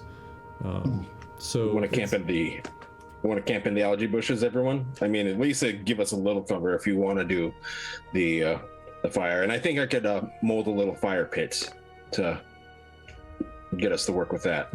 We can Yeah, make as a long small as it's fire just to warm sheltered up. and, you know, any light here is a beacon. Remember, the natural denizens of this place can see very well at night. I know. I'm fine without fire. If everybody else is, if we stay close, the light of my dagger will show us some things. How warm are the Kusei? how warm? Like, did they give off body heat? Yeah. Yeah. I mean, they are Yeah. quite warm after all their efforts to this point. Yeah. Bobo's plenty warm for We me. could all snuggle together. I mean, honestly, we should. Keon, do you want something of a small fire in case something attacks us? We'll need you to have some light I can always cast something right away. right away. Good. Yeah, So there's long as no- we can shield it from people detecting us from far away. If we can build that fire pit, Caliban, using your magic, I think that would Is there work any well. reason why you want it? Oh, so I can see. You don't need to see. I mean, if you want to take last watch before the sun rises, I think you'll have plenty. I'm fine to stay up a little longer to give everyone a little bit more rest. I mean, the night's fine for me. All right. Erisette and I, we definitely don't need as much rest as perhaps the rest of you. So Yes. likewise. Yes, Keon, you can rest. We have this. Caliban, it's very kind of you to offer to take the first shift. Yeah, get a rest. I'm going to take a peek at the stars, and enjoy the moment of quiet. They are pretty, aren't they? Yeah, I'm getting used to it. When there's no birds in the way, that's nice. As we start to huddle up and get comfortable, I just cast Druidcraft to make a faint smell of lavender around us to relax us all. Oh, cool. But before you do that, Cool. that's awesome. Damn it. Love that. So nice. Before you do that, who is looking for your campsite? Because you're still kind of on the trail Oh, now. never mind. Just kidding. Do we want to do it in the algae patch? I think the algae patch is going to be the best cover. Okay. Whoever's looking around, roll an investigation, and I'll just for funs, and we'll see what you I'm find. happy to do it since I can see pretty well. Please. I don't know up here. Okay. And that's at advantage, right? Or no? No, not investigation. All right, that's fine. So I think it's a 20. Let me just double check my modifier. It's a 19. 19. Good enough. So you move off the trail, heading towards the mountains, kind of cutting through some trees, looking for a good spot. You see more and more of these weird algae bush growths. You find one that looks like it has been kind of tunneled out a bit. You can see down into the bottom, where it's almost like a decently sized, like maybe 15-foot cave that's about 6 feet down. You see some remnants of maybe some bones or something, but it looks old. There's like a pretty heavy layer of dust and just dirt over it, and some brush that's been blown in. It doesn't look like it's been used recently, but it's a really good size, and it's right kind of in front of one of the last mushrooms in the area. And the Kusei could fit in it. Yeah. I think I found it. Someone's helped us out a bit. They're gone now. And I gesture over and I show. Look inside there. All right, we all loading in? Yes. Yes. Can we tight? All right. And you said there was bones in here? Mm-hmm. But they're buried. They're just, yeah, I mean, they're like half buried with leaves and branches and dirt over them. Water's obviously kind of rained down in here and kind of covered them up. Nothing looks fresh in here. Here, I'll mold earth just to get a good look at it to see what kind of creature it was, and then I'll flatten the surface for everyone to just get a good seat. Okay, you watch as all the earth kind of just rolls over itself, bringing these bones to the surface, flattening out a nice area here. Roll a nature check to see if you know what they are. 14 for me, but I show it to everyone who would like to have a look at this thing. Yeah, you look at them. You specifically are like, I mean, you can. They're hopefully animal. There aren't a lot of them, but they don't look humanoid. Just by like the density of the bone and the sizing. Anyone know what this is? Do I know what it is? I got a 17. Roll a nature check. Yeah, Seville, you don't know specifically. Nat 20. Hey, oh, there plus we go. 4. There's our druid. There we go. Finally, it took me all day to get a nat 20, but. So you jump down there, Rika, and you hold one up, and it only takes you a second to look at this and be like, these are the local badgers, for the most part. And kind of Badger, so sad. badger, mushroom. That's really sad. But Rika, as you kind of throw it back down on the ground, you notice something sticking out of the soil that Caliban, when he was leveling the ground, you just see the edge of this. It looks like a piece of leather or something. I start to get it. Okay, yeah, you pull it out. It's easy because this ground has just been like manipulated by Caliban's magic, and you pull it out, and it's a small pouch. Small leather pouch. It looks fairly old. Do I open it up? See what's inside? Yeah, you open it up. There is a folded over piece of parchment, and opening it up, you see runes. Nothing that looks familiar to you. In fact, it almost looks like it might be coded, but written at the bottom is the name Kandurum Kegmal. So in what language? Kandurum,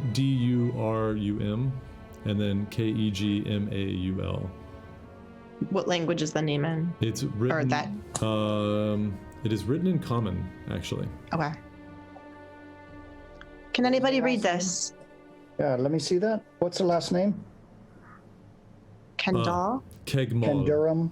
Kegmal. Kegmaul. Kegmal. Mall that keg. Yeah. Oh, kegs. And this name's on a scrap of leather? It's on a folded piece of parchment. It looks like there's code all over this, like a very neatly written. The runes or code. It doesn't look familiar to any of you. But then this name is written in common script at the bottom. Does anybody know this? Is this a person? A name? Is it scrambled?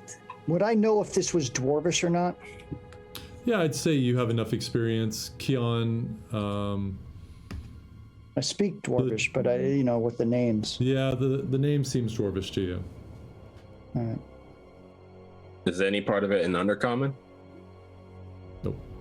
Nope, no idea. Is any of it in Celestial or Dialkir? Nothing that any of you recognize. Well, get some sleep. We'll deal with that later. I mean, the birds, Guse need a little bit of rest. Good find. Yes. And they kind of like get down, lower themselves down on the ground, kind of fluff out their feathers, and they're pushing in close to each other. So cute. And they pull their heads down, almost like swans, you know. And under their wings, like this. no, they nice. they pull their head down. It's almost like their beak is resting on the curved part of its neck. Oh, got penguins. They're so cute. See, they are cute. Okay, now I cast my lavender spell. Yes, It's so nice. it smells. Just this fresh Relaxing. smell starts to emanate, centered on Rika, and it just makes this whole little cave smell beautiful. Before I go to sleep, I nudge Seville. Seville, I've got to talk to you. Sure. I can stay up with you if you want. Let me distribute to the group what I got back there in Mosul, and I'll stay up with you. Ariset. Yes? And I unwrapped the sort of animal skin that is wrapped around these 6 arrows. These are arrows of walloping. There's 6 of them. If you hit someone with it, they'll be knocked flat on their back. It can give us a great advantage in combat. Here. Do they kill or just make them prone? No, that'll hit like a normal arrow. They just have an extra smack to them. Thank you. Do I need to do anything with them? Do I need to study them? Not at all. Tune to them? Anything at all? Just fire away, lass. Thank you. Sure. Keon.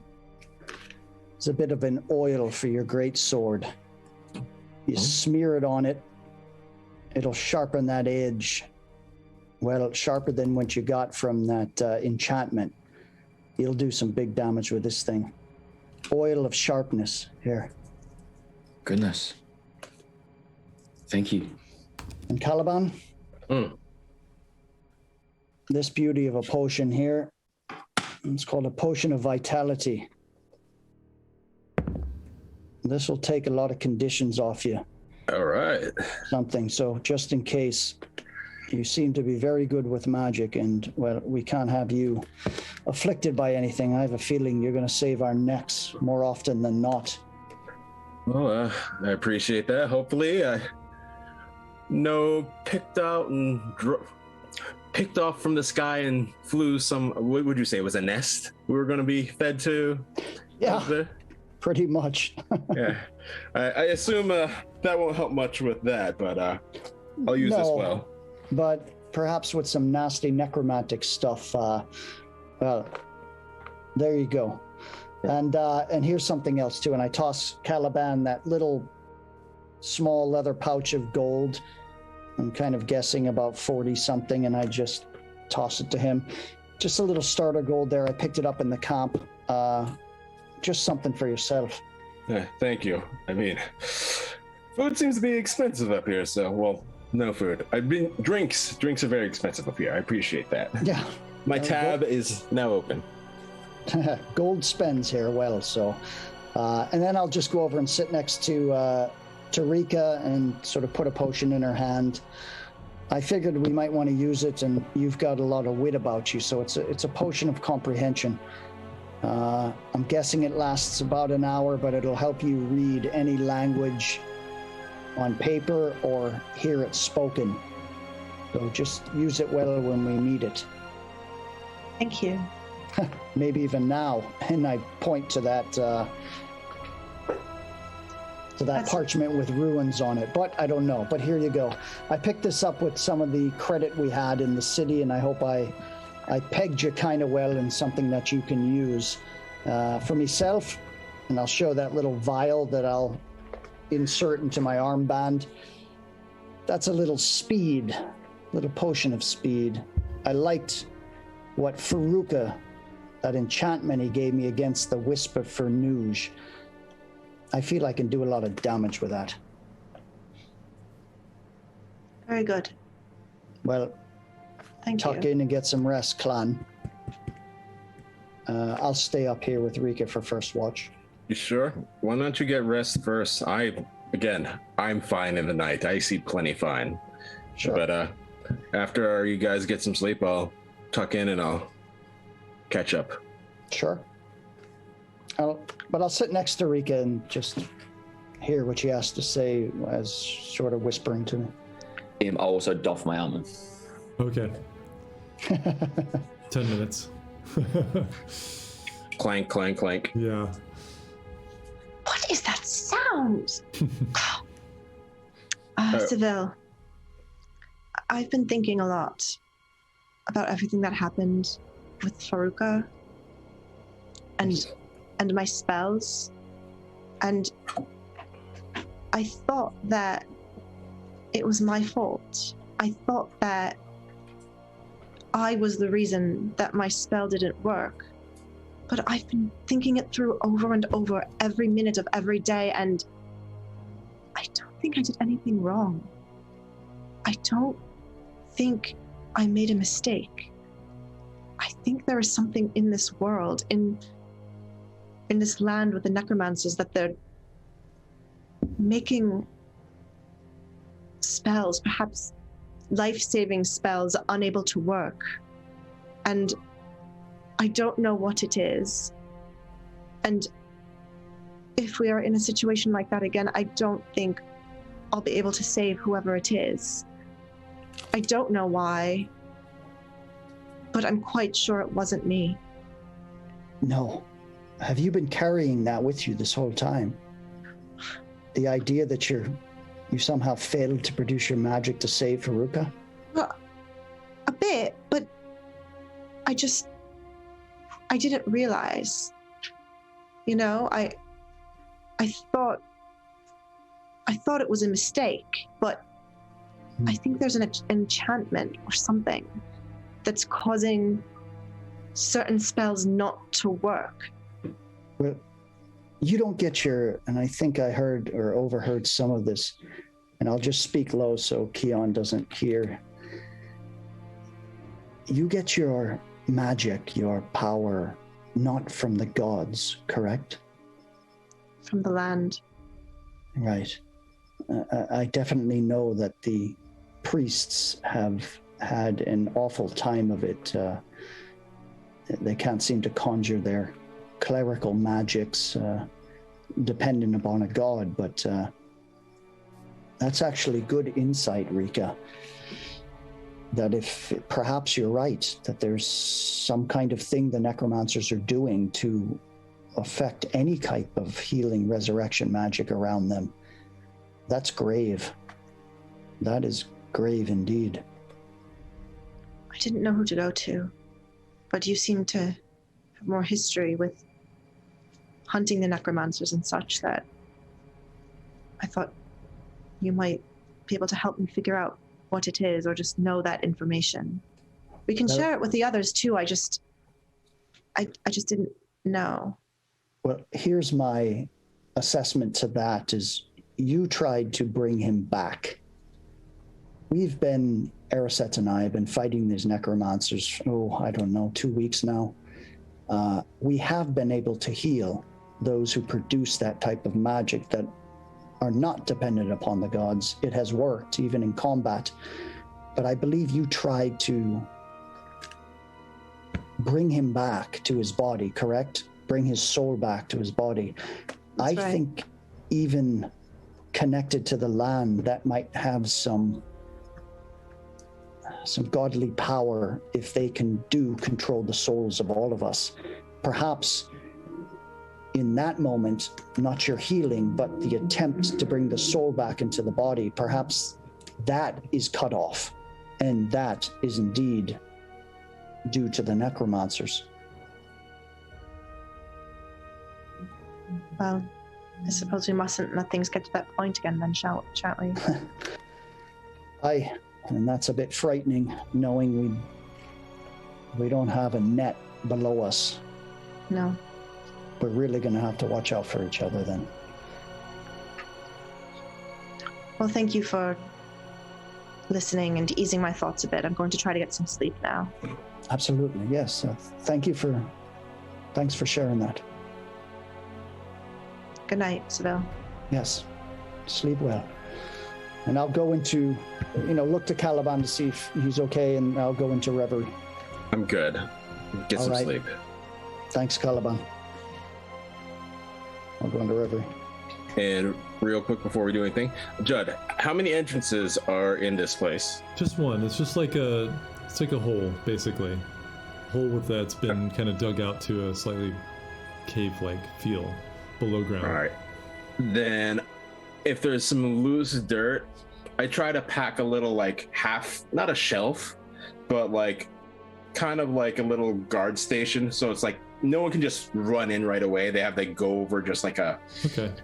It's like something they got to hop over. Yeah. So you just reach out and you see, and this like dirt forms up that little kind of retaining wall.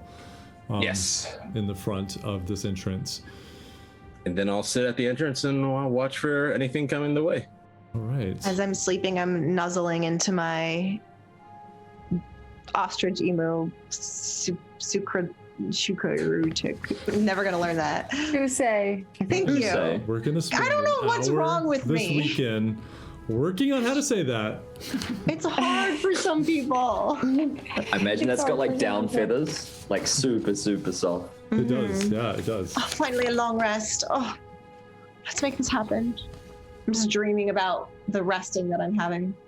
It's like preening your hair, I'm just giving you that nice little. Yeah, we're snuggling. Yeah. Funny you should say that, Rika. Oh boy. Uh-oh. As you lay on the ground and you're snuggling up to this bird and you're trying to close your mind down and get some rest, and you definitely feel a little better having spoken some of the pain inside you to Seville, but it triggers other thoughts and other memories that you try to push away because you don't want to think about it again. You want to go to sleep. And as you stare, kind of giving in to the failure of sleep, refusing to close your eyes and letting those thoughts flood in, there's a glow on the wall next to you. And you look over, and it's as if the dirt were starting to just faintly glow, this kind of like soft red. And you turn and you look at the others, and they're all sleeping, and Caliban has his back to you, and you look back at the wall, and it's brighter now, and then it bursts into flames, and it's as if the impacted dirt on the side of this catches and starts just boiling and melting and running down to pool at the bottom of the wall, and you see behind a crack is starting to appear as more of the dirt erodes and just seems like it's lit up by this fire pooling down. You see there's something beyond. You look again to everybody else as this light fills this cave. Nobody's reacting. Caliban never turns around, and your eyes are drawn back to that hole. It's now bigger. It's a foot and a half. And you see there's a room beyond. You see white stone. The room looks large. And there are tables, several of these tables, and they're holding fascinating objects, and you feel drawn to this room, and you slowly begin to move over to it, and you put a hand on the now cool stone and rock here as it transitions into this room, and you squeeze through as if you can't stop yourself, and you disappear into this massive chamber, larger than you would have Can thought. I tie a rope around myself first Possible. before I do it? You seem to be moving on your own accord. Okay. And the thought of rope doesn't enter your mind. You're just this incessant pull drawing you deeper. As you stand up inside this room, You walk past these tables and you see potion bottles. You see these beautiful ornate weapons. Some have a faint glow to them. Others seem like they're hovering just above the stone tabletops.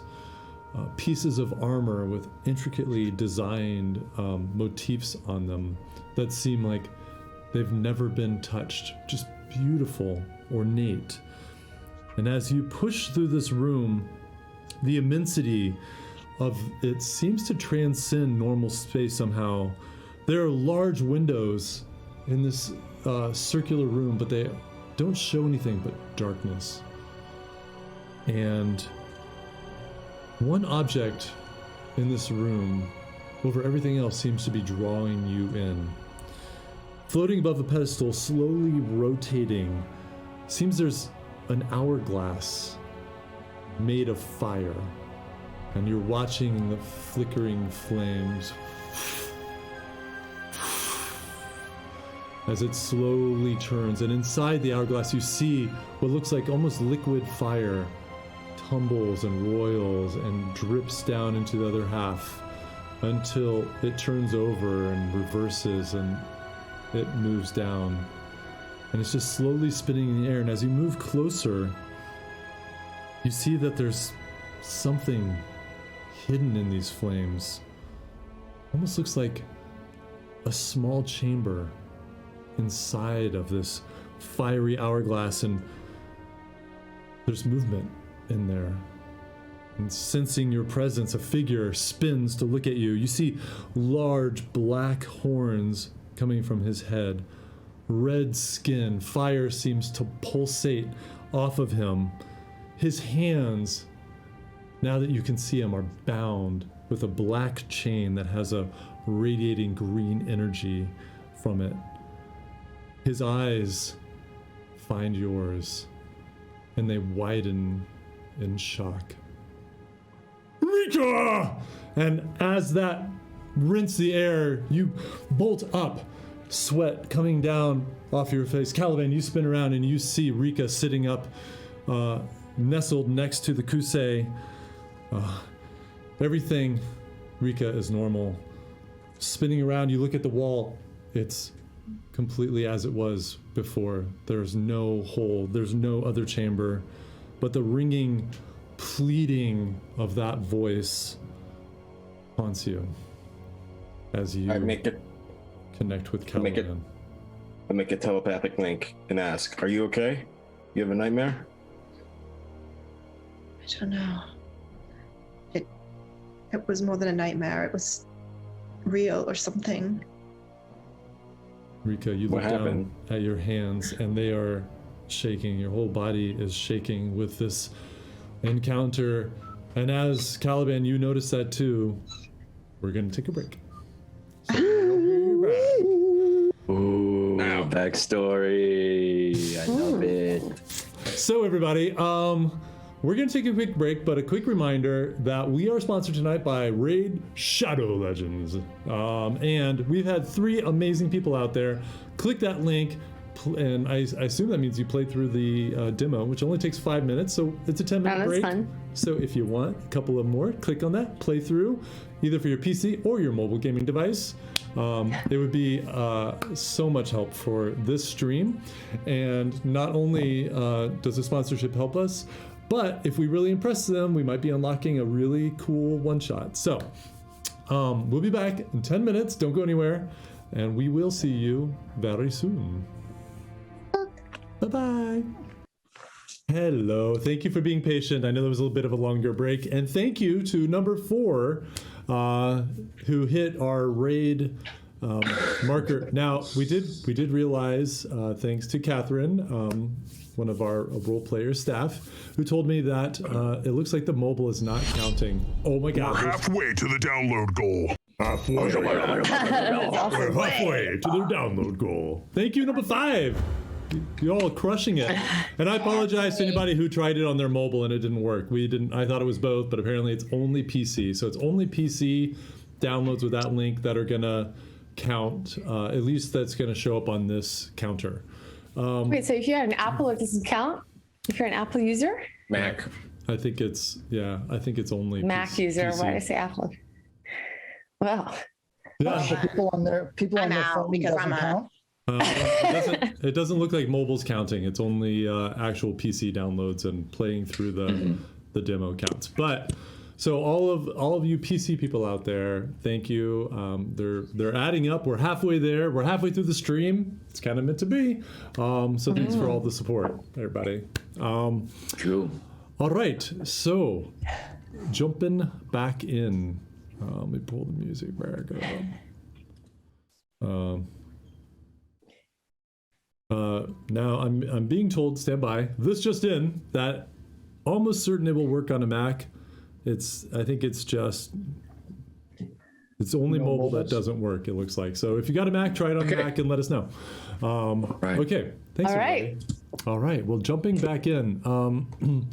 So, Caliban, you just witnessed as Rika clearly had just experienced something, is sitting up very quickly in bed, hands shaking, a little pale, a little disturbed.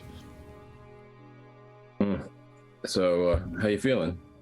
You can get some sleep again, or what's going on? I think I should go back to. You're right. Maybe it was just a bad dream. I mean, if you want to talk about it, I'm right here. No. Okay. Well, snuggle up to the Usei, and I'll be right here if you need me. Thank you.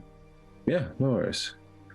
I go back to my guard position that I've stood for like so many years, and just back to the entrance. Busman's holiday, as you the kind of familiar boredom like sits in instantly as you're like, oh, man, just staring out.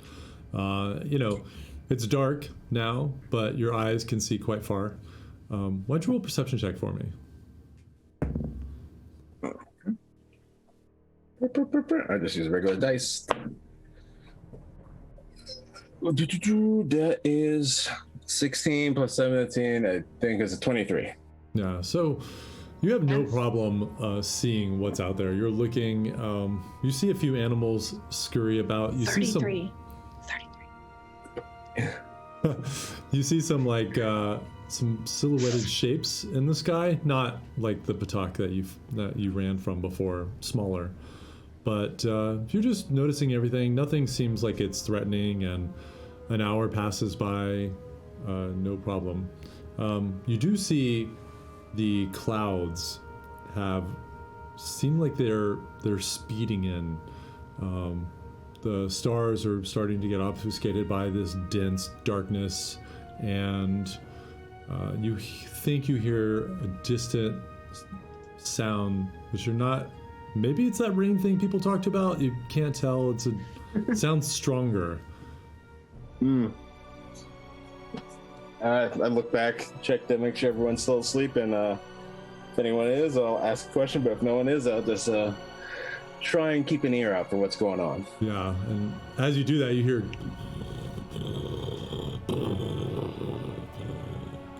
And you look up and you see some flashes of light in the clouds and this deep rumble that just shakes the land.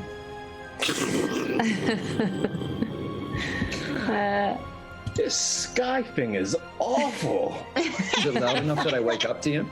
Not yet, but as he says that it's awful, you see this bright flash, just this line cuts through the air, Caliban, and startles you as you see this, and and it's close, and it like scares the shit out of you as you see this lightning, which even looks like it strikes down the forest not far away. I grip my spear a little tighter just in case whatever that was comes down. Yeah, and I'd say, Kian, you definitely heard that. I think the elves in your reverie kind of pick up on that. I don't know if it's up to you if you would pull you out, but you can tell that there's a big storm that's hitting. For me, it doesn't. Okay. Not yet. And Caliban, You're good, Caliban? I look over to Kiana. It's like, this sky thing you have is awful. Like, there's this streaking light. I don't know what that is. I don't like it. Is this normal? This is what happens when the rain gets really bad. That didn't look like rain. When Rika showed me rain, it looked like wet water. And rain starts coming down quickly, and then it's just pouring. It's like instant. It's like no rain to like sheets of rain coming down, just lashing you. Are you covered? Your eyes just hurt every time that flashes, and you look away as the lightning cuts through the sky. Almost looks like the lightning is maybe getting closer. You guys are covered, but the rain is so torrential that rivulets are starting to snake their way down past the wall, the barrier that he put up, but the bit that's coming in, that's kind of just lashing in sideways, is starting to form up in these little puddles and trickle down. Well, no. I'll make a quick mold earth to like divert the water away from coming inside, and I try to like raise the little retention wall a little higher, just so like it'll keep us from getting wet. Cool. And then back to watch, and I look back into Kian.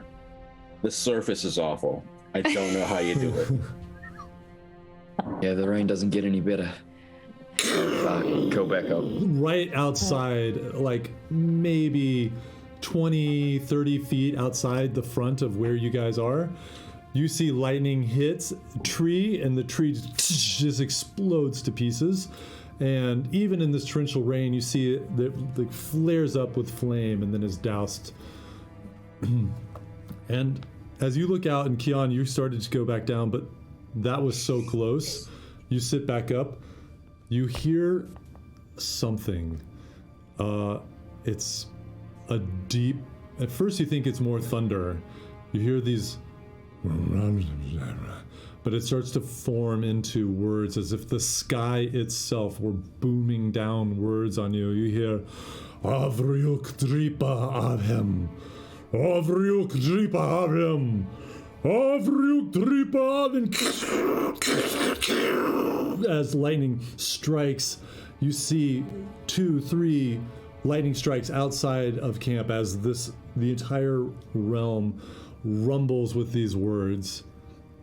And then... Sorry, these are right on our camp? These are like 20 to 30 to 40 feet away from the front of your camp. Are these being directed at us? Does it feel like... No, it doesn't feel like it's near you, but it seems to be hitting the same spots where there's this like small grouping of trees. Real quick, do I hear the voice too that Kian heard? Everybody hears the voice. It's Okay, like so we're all up now? It shakes the ground. The voice is as if God were yelling down at you. Caliban, you see movement out there, and it looks like humanoid figures cresting up close to where the lightning hit, moving slowly. At first, you see long limbs as they're moving, all 3 of them slowly in your direction. I go to turn the key on. Something's coming. Get your armor on. Wake everyone. Shit. I'm up. What's coming? Did we get a short rest while we were resting? Yeah, it Important has. question. Yes, it's been a couple hours, Yes. so you can knock Great. off the short rest. All of you can Thank if you the want. Lord. I I will Okay. begin trying to don my armor as fast as I can and as quietly. Yeah. Clink, clink, clink. Caliban, as you hear the noise behind you as Kian is as quickly as he can putting on his armor, you can see these things are moving right for you. All right. Okay. They're maybe 30 feet away, 25 feet, Okay. 20 Hold feet. on, What are you guys doing? Are we concealed? I'm Wait, You can are I- kind of can in I- this like dug-in kind of little enclosure underground. You're like 6 feet-ish underground from the surface entrance. I'm going to as try to far go away- up over the back. Do I get a good look at him? At this point, yeah, they're close enough now that you can make them out. They look like walking trees, 3 of them. They're not huge. They're bigger than people, but not by a ton. And they're just like the trees are coming. Why didn't anyone tell me the trees are attacking? Oh god, the trees. I summon Sparky real quick, keep him down low so that people can't see him. Okay. Or trees can't see him. They're 15 feet. They're getting close. What are you guys doing? I'm already over the back. If you didn't hear me. There's no back though. There's only one entrance. You can go right up the front by Caliban. Oh, I slammed down the retention wall to just so there's a clear spot so everyone can get out. And I look at the closest one and I cast command and say halt. Okay. They watch that little retaining wall kind of crumble. They charge right when you get your command off. So let me just show you all what you're looking at. Let me see. Do I have everybody? Okay, hold on a second. And the only people up right now are Caliban and Seville. Caliban, it's your temporary mini because I haven't 3D printed your mini yet. Yeah, no worries. So stand by. All right. You're fired. Okay, so this is what you see. You guys are down. Whoa, in the this mushroom! area. Nice. That's huge. Yeah, this giant mushroom, which is like 1.5 feet tall. Oh my god! And the 3 entities are coming over that hillock now, and I said they're like 15 feet away, so they're gonna be closer. Okay. Caliban, you cast command. What is the what am I rolling? Hold on. It should be a wisdom save. Let me pull it up at the end. Okay. Sorry. Again, like So you are can't. we in this? Oh, sorry. Not a lot of go wisdom. on. Here. I'm just trying to get where the blue and the red is. Is that us, or where Yes, the the two of them blue- are? And that's- we're in the And little mound. the rest of you are down in that mound. Yeah. Okay, cool. Yeah. All right. Yes. Command is. It is a wisdom save. So 15. Okay, I've got a +0 to this, so nat 20. Well, it's not halting. That's a good one. That's a good burn on a nat 20, though. I'd rather use that on attack, but okay. As it just shrugs that off, and you see they start to sprint. I need everybody to roll initiative. Oh my goodness. Oh gosh. And the chaos clock. No. Oh yeah, 13. so I'll talk about the chaos clock in a Okay. moment before we get started. Oh, and they rolled high. Why can't I roll a 21. 19 on initiative? So 21 over here. Okay, hold on a sec. Hold on. I gotta do. Oh Two. no. No, they're not. They're not. These My are- armor pants on. They're not I'm so infiltrants. conflicted. I can't kill trees. It's hard for me. Me too, but They- Gonna kill I'd rather you. not die. We don't- They won't don't have know. any problem with you. Yeah. Okay. So 20 to 25. Anyone? We've got Ariset. Anyone else? 21. No. Ariset 21. Okay. 15, 20. 19. 19 Seville. Okay, and got hit. 10, 15. 13. 14. 14 Rika. 13 Caliban. And then Sparky just goes right after me, or do we roll his own initiative? No, Sparky can go right after you. Okay. I'll put him in so I hopefully will remember. If I forget, let me know. Oh, I will. Don't you worry. Hey, Keon. 9. 9. Excellent. Okay. So, first of all, we need to change the music.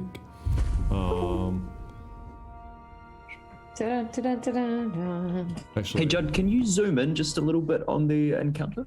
yeah, I sure can. Or at least I can attempt to. Stand by. Let me position these guys a little bit.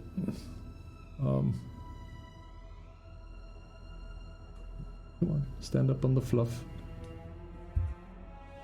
Okay. Judd, this looks absolutely beautiful. I love the shroom. Oh, thanks, man. Big enough for a hobbit's breakfast. Aww. Okay, hold on. This is so nice. I love this terrain with the Nice, path dude. and the what. Yeah. No, too bad it's not for a pleasant encounter. I know, right? It could be such a nice place for a picnic. It was you chose a beautiful place to make camp. And can you hold up one of the creatures so they? Yeah, let me see. Let me see. So needy, Winky. My God. I just want to see it. He just wants to see. Oh, that's so awesome. Oh Was it my Zoom? gosh. There we go. Oh, So they're just like little ents. Yeah, yeah. Except for they're like even more angry or something. I mean, Well, depends on who the ents are attacking. we'll They're see. angry at us. So you guys, I know it's kind of hard to. I'm actually gonna move it down so you can kind of see got that it. they're all can get three 'em. are here. Okay, the three are there. Right now we have Seville and Caliban out. This is not the right music. I'm gonna change it in a moment to a fight music, so stand by. Are these? Oh, sorry. I have one more question. Yeah, go for it. Do these So count as needy. humanoids? Oh my god. What? Shiny. You're so needy. Do these count as humanoids since they like walk on 2 feet or no? For the purposes of what you're asking, that's a really good question. I mean, they are definitely humanoid shaped, but they are not. Hold on No. a second. Let me think about that. I mean, I think for what you're asking, it's going to be a no, but Okay. Perfect. but hold on a second. Let me find my. Where is the one for the? Here we go. Oh yeah, there it is. Just forgot to load it. Okay, there we go. Now, for our audience out there, let me tell you what we are fully implementing tonight. Our chaos clock. You'll notice in the lower left of the terrain cam, there's a little square there. There's going to be a countdown, boom, like that. Everybody gets 1 minute to do their entire turn, everything except rolling damage. So, when I tell you it's your turn, I start that clock. Don't look at it. You guys don't look at it online. It will be delayed on what you see on Twitch. So just use that to kind of judge where you want to move and stuff. But it'll be out of sync for what I tell you. But for our audience, it will be in sync. Oops, crap. I just want to tilt. I don't think it tilts anymore. That's why I can't get it down anymore. Oh, There we go. I can move the tripod away. Okay. With that said, everybody, here we go. And first up is going to be Erisette and Seville. You are on deck. And I'll give you a 10-second warning before your turn is over. And Erisette, you're up. I come out first and I say, we're friendly.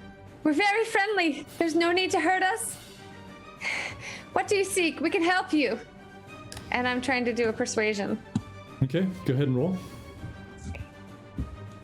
Now, I am in the woods. Is that an advantage? Not really, right?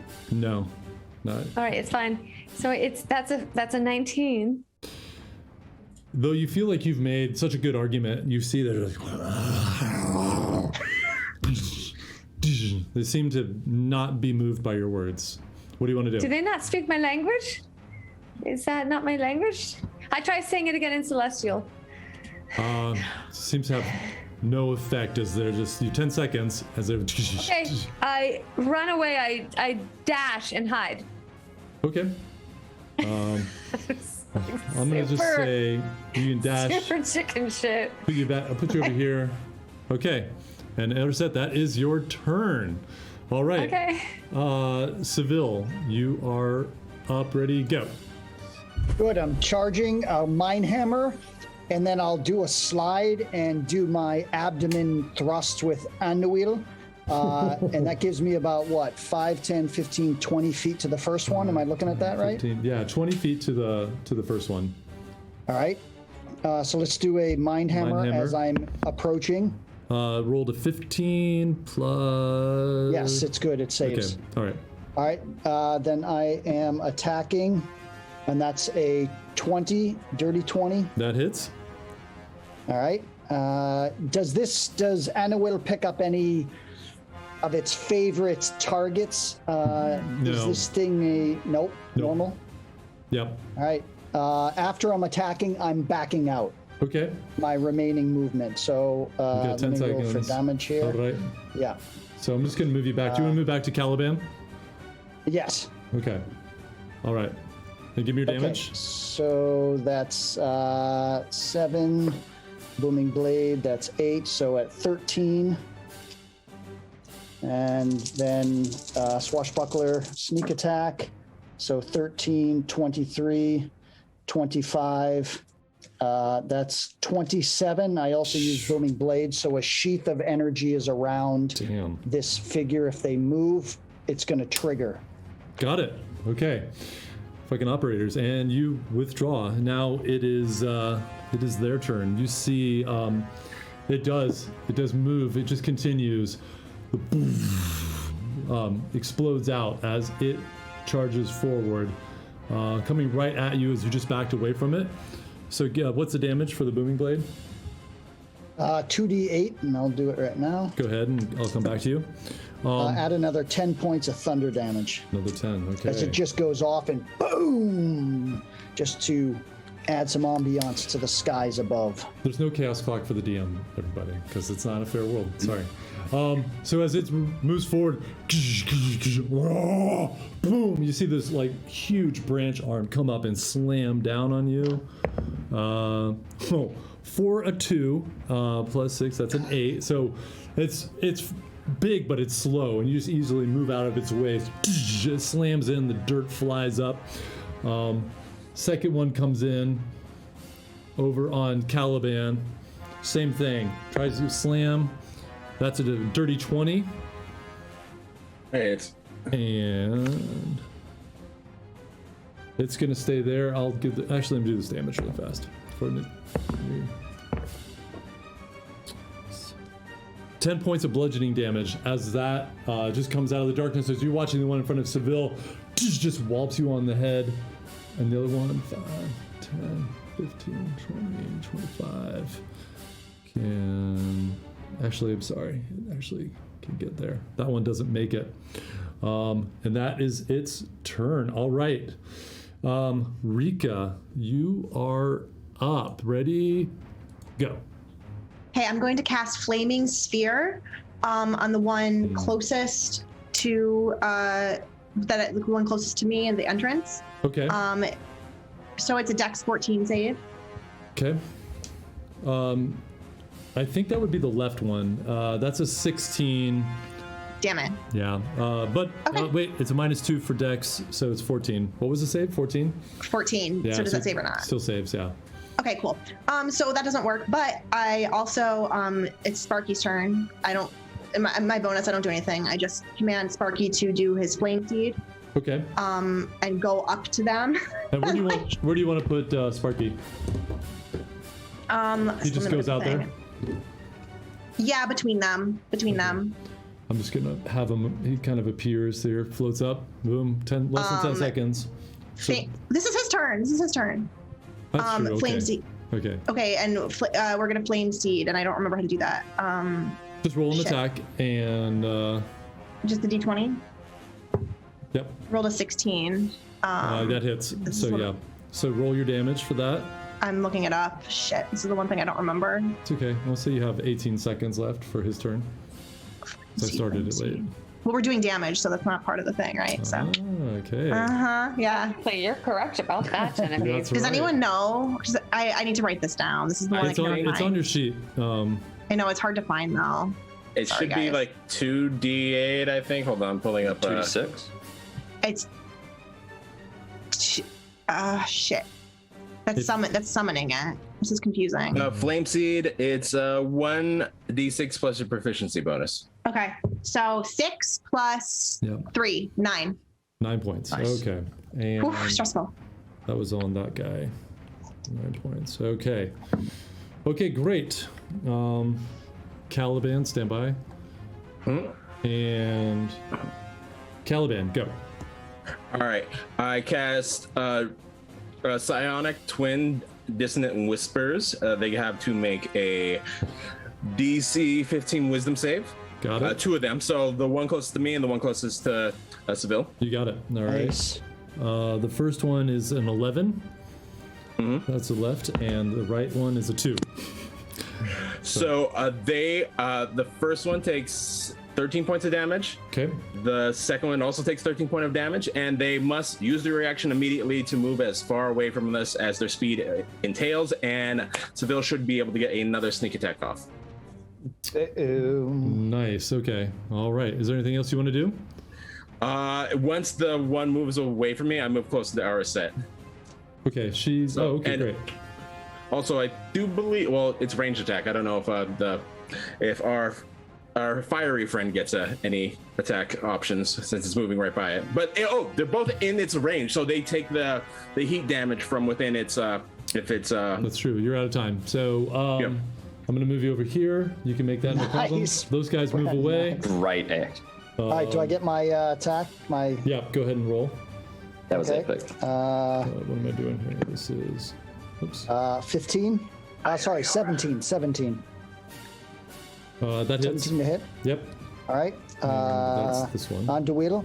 So that's 14. Then I get the sneak attack. You get sneak attack on a And- reaction. Yes, you do. Yes. But you can only take it once per yeah. Turn. Okay. So 14. 14 and 5 is 19. 19, 6, 25. That's 28 points of damage. 28 Slam, total? Bam. Yep. Okay. Hold on. I gotta And- do this.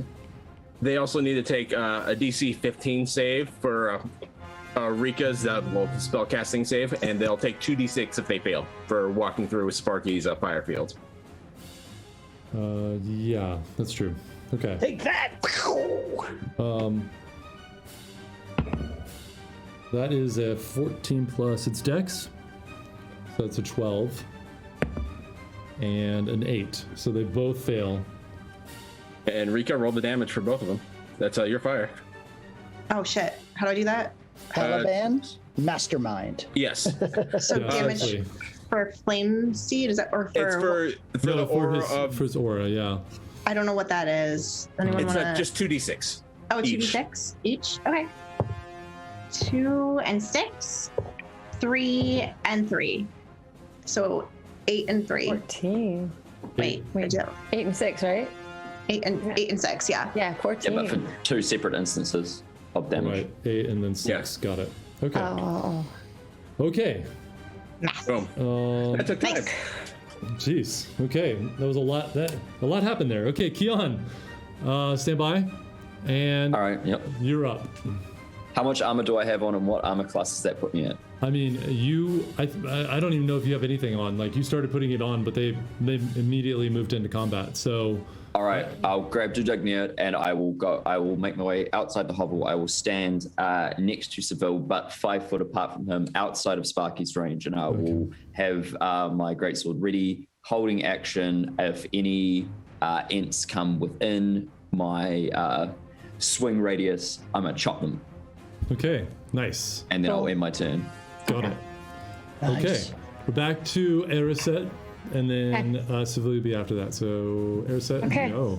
Okay, so I pull one of my arrows, my new arrows of Walloping. Fancy arrows. Thank you. And I cock it Walloping? into my longbow, my golden bow of enlightenment, and then I let fire, and Loose. I let loose, and I Aha, Chaos panic Clock under the strikes. chaos clock, and I say, somebody light it on fire once I get it prone, and then I get that's a 17 for the first arrow. Well, actually, that's actually 26 for the first arrow, Okay, that hits. and a 12 for the second arrow, which is a shame, And but that's that all right. misses. Okay, but the 17 gets right. So okay, so what? 10 seconds. Well, it strength. So it has to get a 10 saving throw. Okay. Did it do that? I rolled a. What did you say? It was strength. That's an 8. Yeah. Woo! All right. It's Okay. knocked over. All right, it's that's knocked your down. that's your turn. And So then, you can but give me your I gotta roll the damage. damage. Yep, you I can gotta give me your roll the damage. Let me roll So, my damage. All right, so okay, so that is a 6 damage in addition to being just knocked prone, Okay. and hopefully someone will go light it up. Got it. Indeed, I'm already on the move. All right. All right, Okay. I see that arrow go screaming by me and just thuds right into the chest, and I'm on the move already. Okay. As it goes down, I am just ready to pounce, Okay. and I'm leaping the top of it and attacking. Advantage, 17. That hits. All right. That is, let's see, 9 points. I'm doing Booming Blade.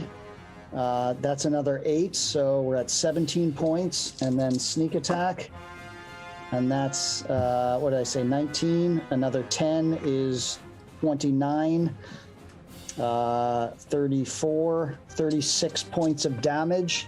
I'm pulling off of him and then going to guard out of his swing radius, but back to my position to guard Keon because I see he doesn't have armor.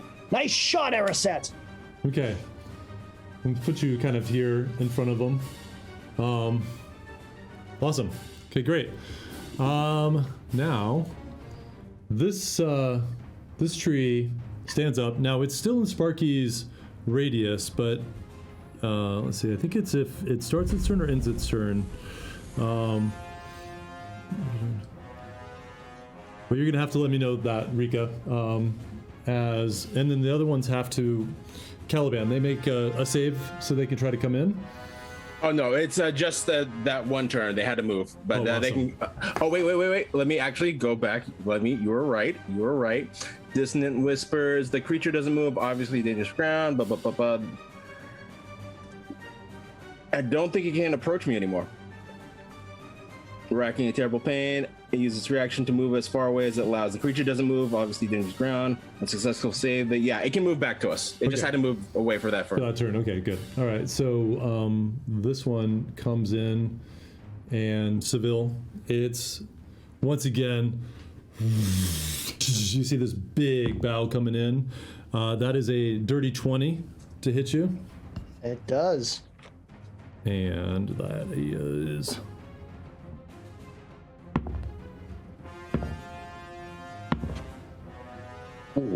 That is 21 points of bludgeoning damage. As it comes in the side, just bashes you. You probably put your guard up, but the movement of that bow is just so strong. This one, 21. yeah, 21. This one, All right. I mean, they're not smart. This one turns to Sparky and attacks 16 to hit Sparky. But as he hits, the arm just inflames, and the fire spreads across this entity. The other one coming around, avoiding that fire as its comrades going up in flames there. So give me fire damage for that one, Rika. And that's it. How do I do that? Sorry. That's right. Figure it out. I'll come back to you. 2d6. Just roll 2d6. Okay. I did a canny Six. dodge that, And so I'll 6 take and 2, half of 8. 2d6 is 8. the bludgeoning. Okay, I'm just gonna back out a little bit so people can see everybody.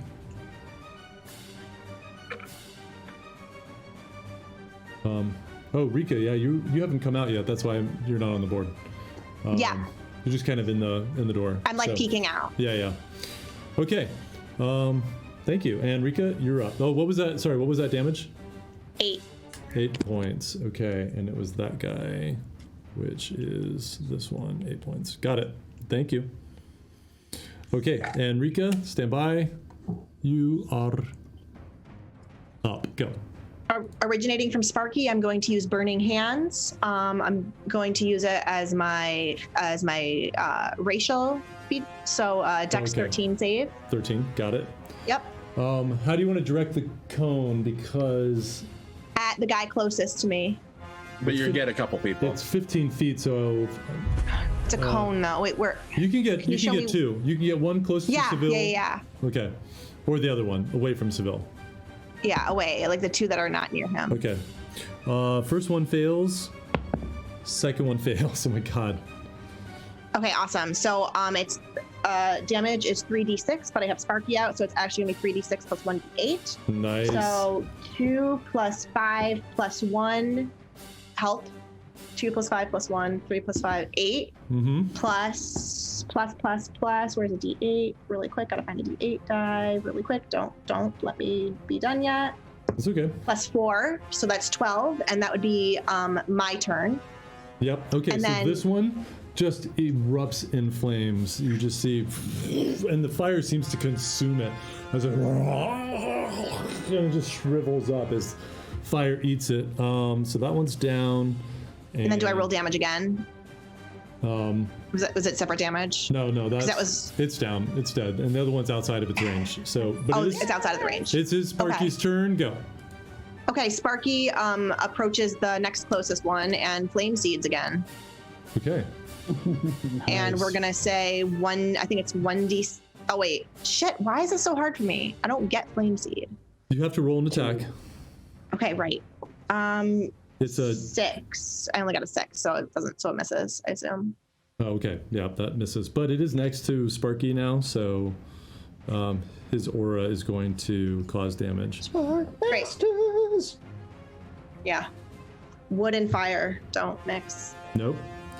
So it's a dex saving throw against it. That actually saves. That's a 16. Nope, wait, -2, 14, but it still saves.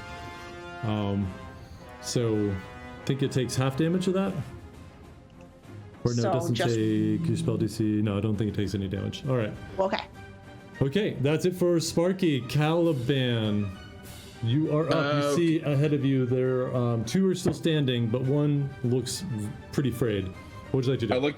I hit the one that's pretty frayed with a mind sliver, and it needs to make a 15 intelligence check. Okay. Rolling terribly. 8. All right, Nice. it takes 6 points of damage, but the next save it has to make is at -3. Right. -3. So if anyone wants to do anything to it, I sure do. Okay, that's this one that's next to Seville. and then I stay where I am, and that's the end of my turn. That's what I can do. Okay, great. And before we go to Seville, to Keon, for viewers out there, you'll notice there are little colored dots next to everybody's picture. That coincides, that's the word, with the color of their base, in case you're wondering who is who. Enrica is not on the board. She's got the green base, but she's not on the board. All right. Brilliant. Keon, go. So feeling a lot more limber now that I don't have the weight of my armor, and as Seville tanks this massive blow from the Ent, I roll around from underneath the treant's arm, and I will move around to the back of the one that's adjacent to Seville, and I will make a attack. Okay. Stepping in and slashing down at its back. Okay, at advantage. Cool. That will be a 24 Ooh, hit, and I'll roll hits damage good straight though. on that, which will be 5. So that will be 12 points of damage. Yeah, you tell us how you take it out. So yeah, rolling under its arm and coming up straight from behind, cutting through the central trunk, and then I'm in the same motion. I will roll around again and go for the one that's on the ground. Okay. Well, no, they're both on the ground are dead. There's only one up that's behind you, basically. Okay. Maintaining the movement, I'm just gonna. Oh, time is up. Use Sorry. the sort of fuck. All right. Sorry, I don't even know how long that's been up, but yeah, you're done. Okay, great job. Erisette, you're up. You see one remaining starting to catch fire as it stands next to Sparky, and start. I take one more of my arrows of Walloping and I put it in to my bow and I see if I can just help knock it prone. Okay. And that's a natural 20. Oh, yeah. So there you go. So it's the perfect Lord of the Rings arrow going right past Seville's ear in his hat. Just your feather kind of dances a little bit. as you go, boom, and just sticks into it. Nice. Give me your damage, but if it's more than 9 points, why don't you tell me how you end this thing? Oh, I'm sure it will be. I assumed for some reason that Yeah. was the damage, but let's see. Okay, that is actually the first arrow only does 5 damage. But it's doubled. Well, because why is it double? Oh, because it's a natural 20. Yeah, so so it's like- 10 damage. You literally just blow this. Well, tell me what happens.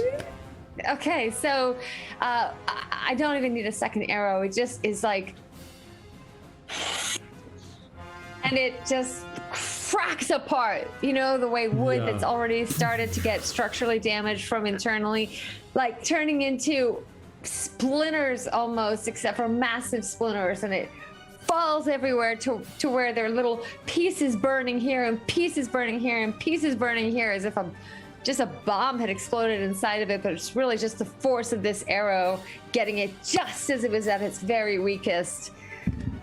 Nicely done. That is awesome. Okay. All right, Nice shot, everyone. Arisette. And I'm Nice, going nice. right to that creature, and I'm gonna yank that arrow out. Okay.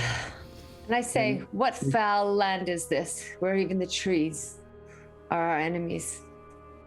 I thought this was just normal. I mean, the sky is cracking open, the water's falling from the sky. It seems like this, isn't this just life up here? Not where I live. No. In the light of Sparky DM, can I inspect these strands? And do I know anything about these creatures from my studies? Is this normal for them to attack people? Why don't you roll a history check for me, and investigation after that if you want to search them. Also, Rika, is your flaming spear still up? It didn't. It's concentration. It lasts the entire time. Wait, I could have been using that. Oh, you were using that. That was Oh, the shit. fire aura damage. Wait, I No. thought that was Sparky. No, Sparky Okay, was doing because I thought that. it didn't. Yeah, I thought you- it didn't go. It didn't Oh, it no, didn't work. Right. Don't worry about it. We'll go over it later. You're good. DM. But you did damage. 10 on the history check and 19 on the investigation. 10 on history, 9 investigation. So history. 19 on investigation. Oh, 19. On the history, like, you know about. Is this really loud? Or is it just me? Hold on. Sorry. Not too loud. Okay. No, it's Fine all for right. me. I'm turning down Fine. though. It just Man, can't I seem would have to been using that the whole time if I knew it was up. Damn it. be- I thought it didn't work. Yeah, so you know of tree ants, and these are not what those are. So you're not quite sure. This doesn't seem to fall in that category. You don't know that you've had any training, and you haven't experienced them personally. They really look like trees that just uprooted themselves and started walking forward. And Can I? and then Oh, I'm sorry. and then investigation, it's interesting because when you saw them attacking, you saw eyes and a mouth kind of rip open in the bark, but as they lay dead and kind of hacked apart and burned, those features are gone. It's like they were never there. And it's just wood. It's just these trees kind of, you know. These weren't natural creatures. Well, it didn't sound like a natural voice that was calling them awake, perhaps. That sounded like a spell of some sort. And I'll yank the second arrow out of one of these things and go to Arisette and hand her back the 2 arrows she spent. These suit you. That's some hell of a shooting there, lass. Thank you. One of the best gifts I've ever received. Well, you use them well. Anybody else hear that voice? I heard it. Yep. Were they Yeah. possessed? Well, Were they encanted? perhaps. There are more of them. Well, look at them now. They just look like trees. Is that what we heard with the goblins on the mud path? No, this sounded different. It came from up. Well, it's a good bet someone knows we're here. Yeah. They were. Do you Well, think they were it's- sent to follow us? Well, hold on. I see it's not too far over the hill where the lightning struck, right? Mm-hmm. All right, it's let's only go. about 20, 30 feet away. Here, let me go over to where the light. I go to where the lightning struck, and I look around the ground to see if there's any other signs of, like, Yeah. magic and whatnot. Roll an investigation check. That's a good idea. Just so you know, I am not someone who learns spells. I don't really know that much about magic. The investigation. Let's see here. That is that's a 3. Yeah. Yeah. I mean, you have no idea. You see some scorch marks on the ground from the lightning strikes, and you see a couple spots that look like Earth was disturbed. I walk back to the group. It's like, I don't know, but like they came from right over the hill. It looks like lightning struck where they were, and then they came back up, and they came over. Can I also, now that I realize what he's thinking, do a check? Because he's right. It could have been one necromancer or something hiding in the woods. Yeah. Go Okay. For it. I kind of run in the direction that Caliban said, and I have to move see. your minis now, but it's fun. I'm doing And is it an advantage? I'm sorry, I keep forgetting. it. For investigation, We're in no. plains. If you're 'Cause we're just not- doing it's not- perception, perception, yes. It's the woods. It's investigation. But investigation, you don't get. Perception, you do. Well, or let's see, perception. So that's You get to that's make like a that different choice? kind of. Yeah, so Yeah. you're gonna be perceiving and kind of generally looking around as opposed to trying to ascertain- Investigation. Yeah. It's an 11, guys. It's Yeah. an 11. I mean, you see what Caliban saw. There's scorch marks here where the lightning struck sequentially, and it looks like something got like pulled out of the ground or something. That's all you can figure out. Well, whatever I mean, it is. there are three areas of things that look like they got pulled out of the ground. We best move quickly. Whatever we, We still need. We still need sleep. I mean, I need sleep. You all Still realize, raining, right, DM? Yeah, I was about to say, at this point, it is still raining, but it is a very soft, gentle rain, and the kind of dark, roiling clouds that were above before have kind of moved on, and it's just a soft rain. It doesn't have the same feel.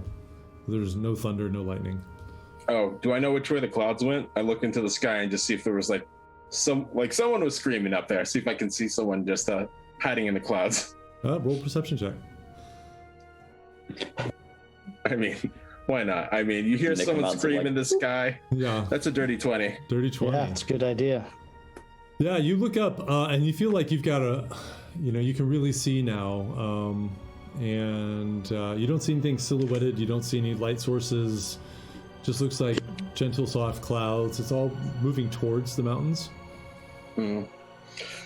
Well, From my shelter, because I haven't left yet, I call out to them.